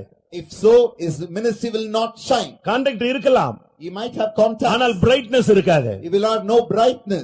ஆவிக்குரிய ஜீவியத்திலே நீங்கள் பிரகாசிக்க முடியாது. You will not shine in spiritual life. தன்னுடைய குடும்பம், My family, தன்னுடைய பிள்ளை, my child, தன்னுடைய அண்ணன், my brother. இப்படி இந்த உலக பிரகாரமான ஐக்கியங்களுக்குள்ளே சிக்கிக் கொண்டவன் புதிய ஏற்பாட்டு ஊழியத்தை சிறப்பாக செய்ய இயலாது. If you get entangled into such a kind of relationship, you cannot do this New Testament ministry in a special way. தகப்பன், தாய், மனைவி, பிள்ளைகள், சகோதரர், சகோதரிகள் தன் ஜீவனையும் வெறுக்காவிட்டால் எனக்கு சீஷனாய் இருக்க மாட்டான். If he does not forsake the father, mother, brother, sister, his own life, he shall not become my disciple. Pastor Don அவர்களை ஊழியத்துக்கு அழைத்த பொழுது அவர் சொன்னாராம், எங்க அம்மாவுக்கு ஒரு வீடு கட்டி கொடுத்துட்டேன்னா எனக்கு அந்த பேர்டன் போயிடும், நான் வந்துடுறேன் ஆண்டவரேன்னு சொன்னாராம். Pastor Don, when he was called by God for the ministry, immediately he told the Lord, Lord, I'll build one house for my mother, that's enough, then I shall set myself for the ministry. ஒரு சிலர் இயேசுவிடத்தில் சொன்னாங்க, எங்க அப்பாவை போய் அடக்கம் பண்ணிட்டு வந்துடுறோன்னு. அவர் சொன்னாரு, அவங்க அடக்கம் பண்ணிக்குவாங்க, நீ வான்னு சொன்னார். Some people came to Jesus and told him, Jesus, we want to go and bury our father. Immediately Jesus said, they will bury, you come by, follow அப்ப me. பாஸ்டர் டான் சொன்னாரா, நான் வீடு கட்டி கொடுத்துட்டு உடனே நான் ஊழியத்துக்கு வந்துடுறேன். Pastor Don said, I'll build a house for my mother and set in for the ministry. அப்ப ஆண்டவர் சொன்னாரா, இல்ல இல்ல நான் உங்க அம்மாவுக்கு வீடு கட்டி கொடுக்குறேன், நீ வந்துருன்னு சொன்னார். But the Lord said, I will build a house for your mother, you come into the ministry. சரி, அப்ப செய்வார் போல் இருக்குன்னு இவர் வந்துட்டாரா. Believing that, he came into the ministry. வந்த கொஞ்ச நாட்கள்ல அவங்க அம்மா நல்ல பரிசுத்தமாயி ஓட்டத்தை முடிச்சு அவங்க மரிச்சு போய் பரலோகத்துக்கு போயிட்டாங்க. In a few days, his mother ran the race victoriously, sanctified and entered into the Lord. இவர் கேட்டாரா, நான் வீடு கட்டி கொடுப்பேன்னு சொன்னீங்க, கடைசில நான் விட்டுட்டு வந்துட்டு நான் வீடு கட்டாம வந்துட்டேன், நீங்க என்னன்னா அவங்கள ஓட்டத்தையே முடிக்க வச்சிட்டீங்களேன்னு கேட்டார். Immediately asked the question unto the Lord, Lord, I said I'll build the house, but you did not build the house, but finished their life itself.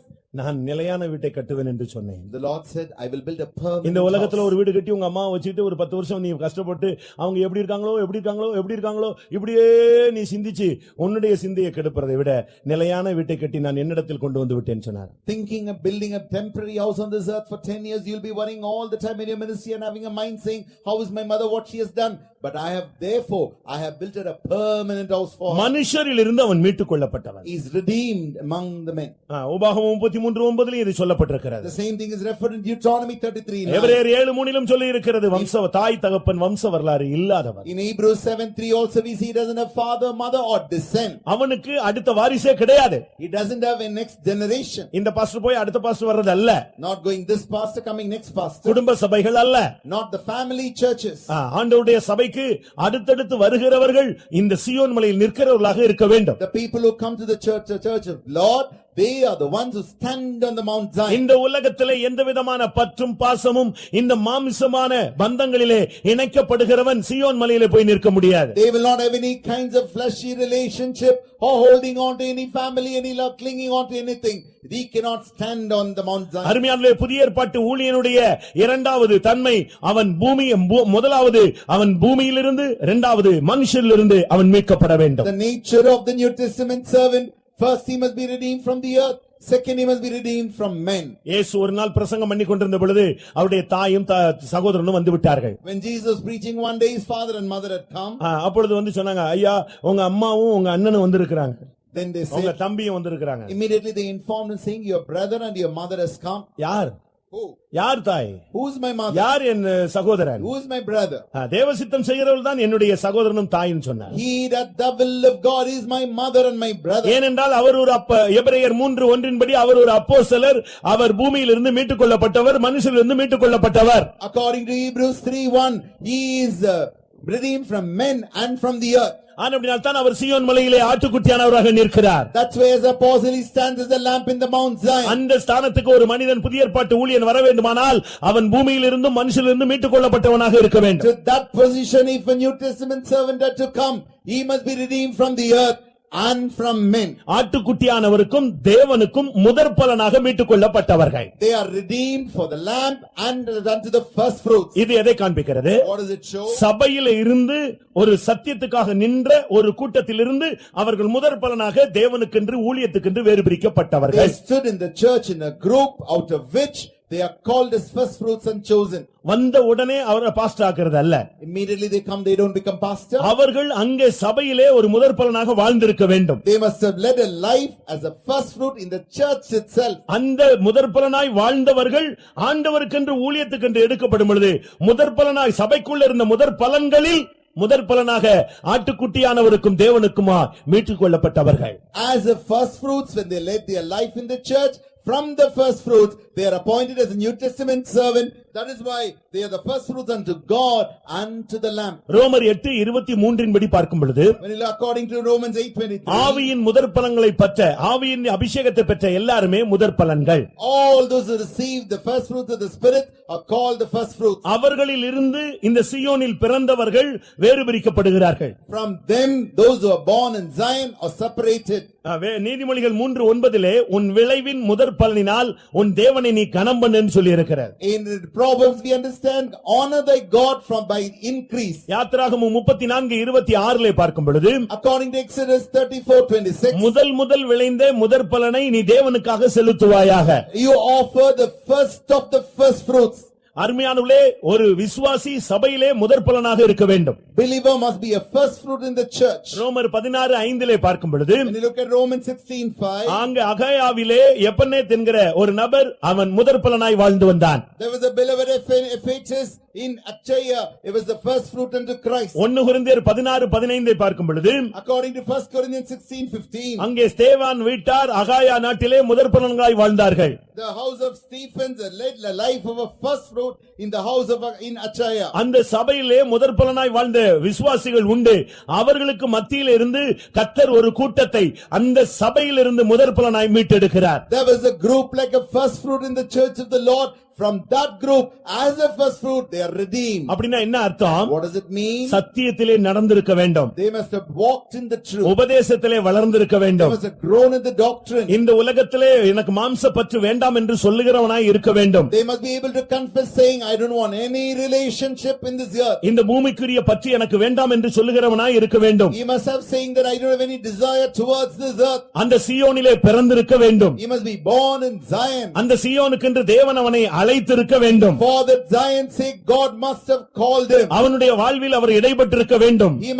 God must have dealt in his life. அவன் ஆண்டவரோடு பேசியிருக்க வேண்டும், ஆண்டவர் அவனோடு தனிப்பட்ட விதத்திலே பேசியிருக்க வேண்டும். He must have spoken to God and God must have spoken to him so personally. ஒரு தனிப்பட்ட தேவனோடு உள்ள தொடர்பை அவன் புதுப்பித்து வாழ்ந்திருக்க வேண்டும். He must have the personal relationship with God and revived it. அவனுடைய ஒவ்வொரு அசைவும் தேவனுக்குள் மறைந்திருக்க வேண்டும்.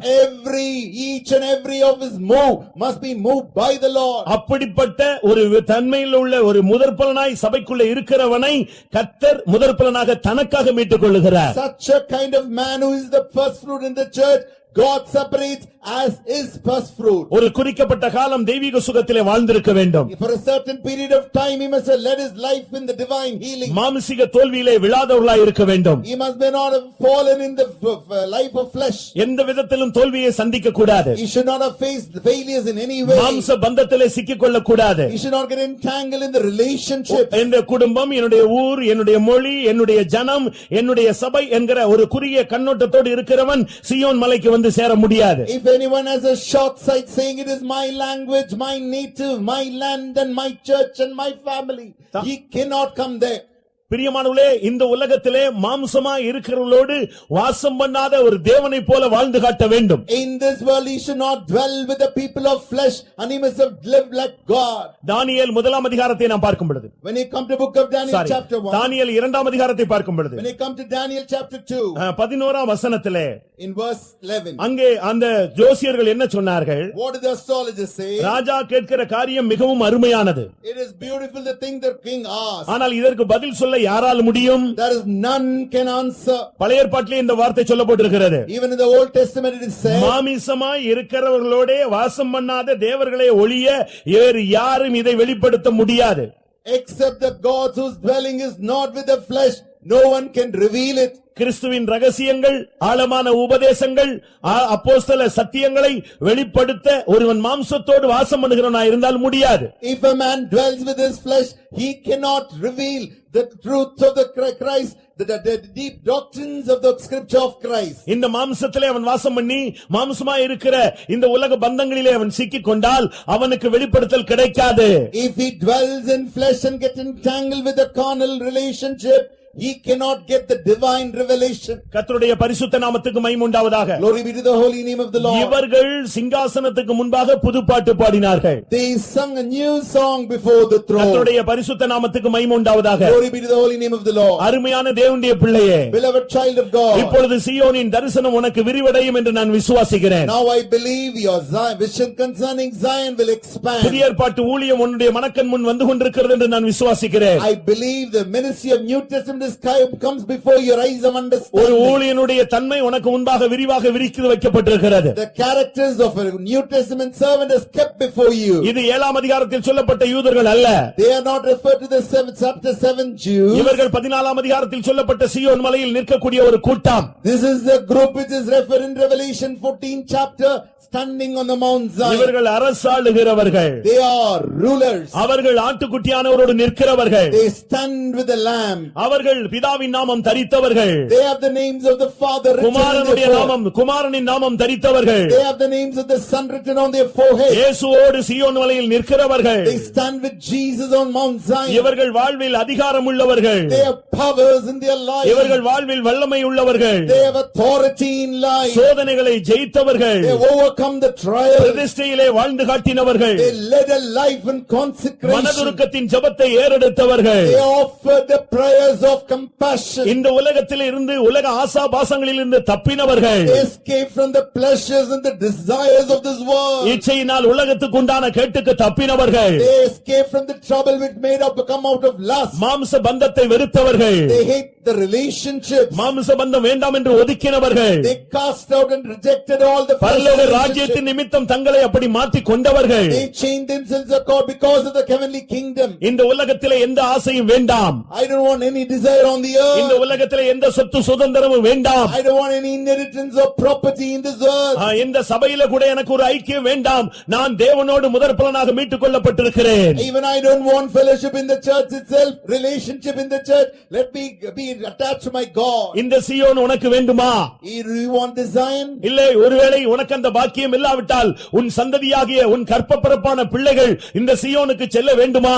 Do you probably you may not have the blessed experience. Whether do you like that your children should have it? இந்த சீயோனை நீ நோக்கி பார், Look at the Zion. அதனுடைய மகிமையான விசேஷங்கள் உனக்கு வசனிக்கப்படும். Then you will understand the glorious peculiarity. அந்த சீயோனை ஒரு விசை நாம் கண்களை மூடி நம்முடைய தியானத்திலே கொண்டு வருவோம். Let us close our eyes, bring that Zion into our meditation. அந்த சீயோனுக்கு உன்னுடைய பிள்ளைகள் போகட்டும். Let your children go to that அந்த Zion. சீயோனின் பங்காளிகளாக உன்னுடைய சந்ததி மாறட்டும். Let your generation become the partakers of that Zion. அருமையான வாலிபனே, உனக்கு அந்த சிங்காசனம் அந்த சீயோனிலே இயேசுவோடு நிற்கிற பாக்கியம் வேண்டுமா?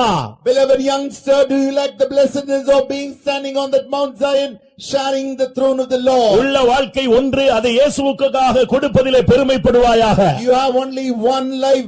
Feel proud to offer that life to Jesus. உனக்குள் தோல்விகள் இருக்கலாம், You might have failures. பலவீனங்கள் You இருக்கலாம், might have weaknesses. முரட்டாட்டங்கள் You இருக்கலாம், might have rebellions. உனக்குள்ளே பெருமைகள் You இருக்கலாம், might have pride. கீழ்ப்படிய மனமற்ற வாழ்க்கை வாழ்ந்து கொண்டிருக்கலாம், You may have the mind not to obey. என்னால் ஊழியம் செய்ய முடியாது என்று நீ போராடிக் கொண்டிருக்கலாம். You might war and say, I cannot do this ஒரு ministry. எகிப்தியனை சீயோனாய் மாற்றுகிறவர், He is the one who is able to change Egyptian as ஒரு Zion. பாபிலோனியனை our சீயோனாய் He மாற்றுகிறவர், is able to change Babylonian as ஒரு Zion. பெலிஸ்தியனை சீயோனாய் மாற்றுகிறவர், Changing Philistine as Zion. ஒரு தீரியனை எகிப்திய சீயோனாய் மாற்றுகிறவர், Changing Tyrian as Zion. ஒரு எத்தியோப்பியனை சீயோனாய் மாற்றுகிறவர். Changing Ethiopian as a Zion. ஆவியின் அபிஷேகத்தை புதிய ஏற்பாட்டில் பெற்றுக்கொண்ட உன்னை மாற்ற முடியாதா?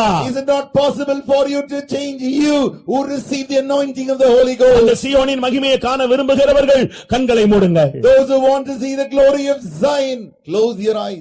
முடிந்தால் முழங்கால் படியிடுங்க. Possible, be on your knees. ஆண்டவரே, இந்த சீயோனின் சத்தியத்தை நான் கேட்டுக்கொண்டிருக்கிறேன். அந்த சீயோனில் இருந்து ஒரு வல்லமை என் வாழ்வில் வந்து பிரகாசிக்கட்டும். Lord, I am hearing the truth about Zion. Let the power from Zion touch and visit my life. எத்தனை பேர் அப்படி வாஞ்சிக்கிறீர்கள்? How many of you believe? அந்த சீயோனில் உள்ள நன்மை என்னுடைய வாழ்வில் இன்றைக்கு கிடைக்க வேண்டும். I should get the goodness of Zion in my life. ஏசாயா 35 என்ன சொல்லுகிறது? What did Isaiah 35 say? கர்த்தரால் மீட்கப்பட்டவர்கள் ஆனந்த களிப்புடன் அங்கே வந்து சேருவார்கள். They that are redeemed by the Lord, they will come with a shout of joy. கர்த்தர் இந்த பூமியிலிருந்து உன்னை மீட்டெடுத்திருக்கிறார். The Lord has redeemed you from this earth. உன்னை ஆனந்த களிப்போடு சீயோனுக்கு கொண்டு போய் சேர்ப்பது அவருடைய ஊழியம். It is His ministry to take you with a shout of joy to Zion. சீயோனிலிருந்து ஒரு வல்லமை புறப்பட போகிறது. அதை பெற்றுக்கொள்ள வாஞ்சிக்கிறவர்கள் கண்களை மூடி முழங்கால் படியிடுங்கள். There is a power being set out for Zion. Those who want to be touched by that, close your eyes and stand on your knees. சீயோனிலிருந்து தேவனுடைய வல்லமை அவர் பிரகாசிக்கிறார். He is shining the power from Zion. நீ சீயோனிலிருந்து இன்றைக்கு வருகிற சக்தியை நீ பார், அதை அனுபவி, சஞ்சலமும் தவிப்பும் ஓடி போகும். Look at the power which comes from Zion. Experience it. Your sorrow, your groaning shall flee. இந்த நான்காவது கூட்டத்துக்கு வந்த உனக்கு கடைசியாக தேவன் சொல்லுகிற வார்த்தை, The word the Lord finally tells unto you, those who come for this fourth day. எரேமியா 31:12 என்ன சொல்லி இருக்கிறது? What does he say in Jeremiah 31:12? அதில் உள்ள ஆசீர்வாதம் இன்றைக்கு இந்த கூட்டத்தின் கடைசி நிமிடங்களிலே நம்மேல் பொழிய போகிறது. That blessing referred there being showered upon us. அவர்கள் வந்து சீயோனிலே கெம்பீரிப்பார்கள். They shall come to Zion and sing unto Zion. கர்த்தர் அருளும் நன்மைகளுக்காக அவர்கள் ஓடி வருவார்கள். They run unto Zion for the goodness of the Lord. அவர்களுடைய ஆத்துமாவை கர்த்தர் நீர்ப்பாய்ச்சலான தோட்டத்தை போல மாற்றுவார். God will change their souls as a watered garden. அவர்கள் இனி தொய்ந்து போவதே இல்லை. They shall not sorrow any any more at all. எத்தனை பேர் கர்த்தருடைய நன்மைகளை பெற்றுக்கொள்ள வாஞ்சிக்கிறீர்கள்? உங்களுடைய வலது கரத்தை உயர்த்துங்கள். How many want to experience and enjoy the goodness of the Lord? Raise your right hand. முழங்கால் போடுறதுக்கு தயங்க கூடாது. அப்படியே யோசிச்சுட்டு எங்கேயோ எதையோ சிந்திக்க கூடாது. Don't hesitate to kneel down. உன்னுடைய முழங்கால் தான் சாத்தானுடைய அஸ்திவாரத்தை அசைக்கக்கூடிய சக்தி உள்ளது. Your knees has a power to shake the foundations of Satan. ஆண்டவரே, சீயோனின் நன்மைக்காக ஓடி வந்திருக்கிறேன். Lord, I've come run to you for the goodness of Zion. என்னுடைய ஆத்துமாவை நீர்ப்பாய்ச்சலான தோட்டம் போல மாற்று. Lord, change my soul as a watered garden. இனி ஒரு காலத்தில் நான் தொய்ந்து போகவே கூடாது. So Lord, never I should have sorrow anymore at all. எத்தனை பேருக்கு நன்மை தேவை? How many want goodness? உங்களுடைய வலது கரத்தை உயர்த்துங்கள். நாம் தேவனை நோக்கி பார்க்க போகிறோம். ஒரு அபிஷேகம் இறங்கி சீயோனின் நன்மையினால் உன் வாழ்வை முடிசூட்ட போகிறது. Raise your hand and look towards the Lord. You're going to be crowned with the goodness of Zion. தேவனால் முடியாதது ஒன்றுமே கிடையாது. Nothing is impossible unto God. கர்த்தருடைய பரிசுத்த நாமத்துக்கு மகிமை உண்டாவதாக. Glory be to the holy name of the Lord. இந்த கூட்டத்துக்கு பலவிதமான போராட்டங்கள் தடைகள் மத்தியிலே நீ வந்தாயே, உனக்கு தேவன் கொடுக்கிறது சீயோனின் நன்மைகளை உனக்கு தரப்போகிறார். You come to this meeting in midst of many hindrances and hurdles. For you, God is going to give different kinds of goodness of Zion. இதுவரை தீமைகளை அனுபவித்த உனக்கு சீயோனின் நன்மைகளால் கர்த்தர் உன்னை முடிசூட்ட போகிறார். Hitherto you experienced the evil. For you, God is going to crown you with the goodness உன் of ஆத்துமா Zion. நீர்ப்பாய்ச்சலான தோட்டம் போல மாறப்போகிறார். Your soul is going to be like a watered garden. இனி எந்த சூழ்நிலையில நீ தொய்ந்து போக மாட்டாய். In any situation, you will have no உன்னுடைய sorrow. சஞ்சலமும் தவிப்பும் ஓடி போக போகிறது. Your sighing and sorrow shall flee. இதோ தேவனுடைய வல்லமையை பெற்றுக்கொள்வாயா? Receive the power of God. உன்னுடைய வலது கரத்தை உயர்த்தி இருக்கிறாயே, இதோ சீயோனின் வல்லமை உன்னை தொடப் போகிறது. You raised your right hand now. The power of Zion is going to touch you. தேவன் உன் வாழ்வை மாற்ற முடியும். Lord can change your life. அவர் உன்னுடைய பின்மாற்றங்களை மாற்ற முடியும். He can change your backsliding life. கர்த்தாவே, என்னை மாற்றும் என்று எத்தனை பேர் தவித்துக் How கொண்டிருக்கிறீர்கள்? many of you groaning and say, Lord, change my backsliding? நிச்சயமாய் உன்னை இந்த மகிமையேறிய ஸ்தானத்துக்கு கொண்டு போவார். Surely he will take you to that glorious position. வேதம் அழகாக சொல்லுகிறது, உன்னை அழைத்தவர் உண்மையுள்ளவர், அவர் அப்படியே செய்வார். The Bible clearly, beautifully say, he that called you is faithful, he will do it so. உன்னுடைய வீட்டுக்கு நன்மை வேணுமா? Do you want goodness for your house? உன்னுடைய பிள்ளைகளுக்கு நன்மை வேணுமா? Do you want goodness for your children? உன்னுடைய வருங்காலத்திலே நன்மை வேண்டுமா? Do you want goodness for your future? உன்னுடைய குடும்பத்துக்கு நன்மை Do தேவைப்படுகிறதா? you want goodness for your family? இந்த கூட்டம் தான் அருமையான நேரம். This is the beloved, beautiful. கர்த்தாவே, உம்முடைய நன்மையினால் என்னை முடிசூட்டும், நான் அதற்காக ஓடி வந்திருக்கிறேன்.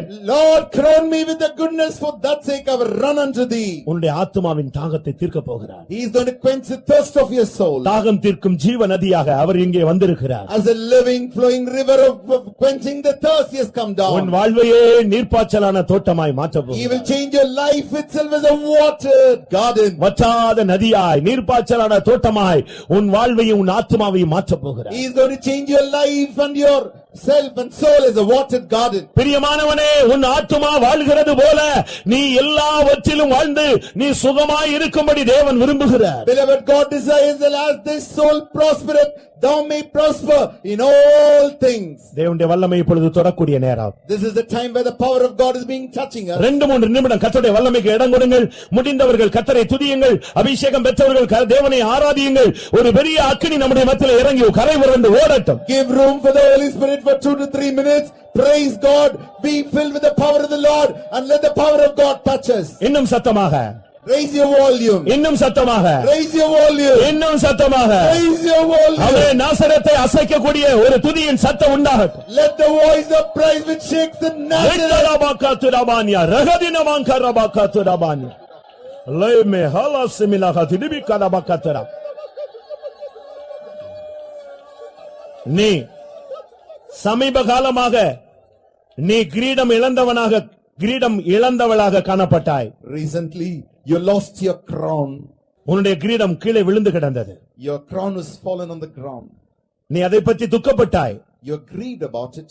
ஆனால் இந்த கூட்டத்தில் But in this meeting, விழுந்து போன உன் கிரீடத்தை நான் மறுபடியும் எடுத்து உன் சிரசிலே சூட்டும்படியாக நான் உலாவிக் கொண்டிருக்கிறேன். I am moving here in order to take that fallen crown and to crown on your head again. இனி சத்துரு உன்னை பார்த்து நடுங்குவான். Hereafter enemy shall see you and tremble. ஏனென்றால் விழுந்து போன கிரீடம் உன் தலையில் மறுபடி சூட்டப்பட்டதை கண்டு சத்துரு அந்தகார வல்லமை அசையும். Looking at the fallen crown being crowned on your head, the powers of the darkness, the enemy shall tremble. சீயோனின் தேவன் உன்னை பிரகாசிக்க போகிறார். Thus the God of Zion is going to shine you. திடபலக திடபக திபிகடபக திடபங்கரபானியா ரெக்கடபங்கரபக திடபலக திடபலக திடப ரெகதனே மெஹ ரிபிகடமானம் திடிபிடிபிகடபானியா. Hallelujah, hallelujah, hallelujah. Ora bakara bakate na bania, rekada balabti. Hallelujah, hallelujah, hallelujah, hallelujah.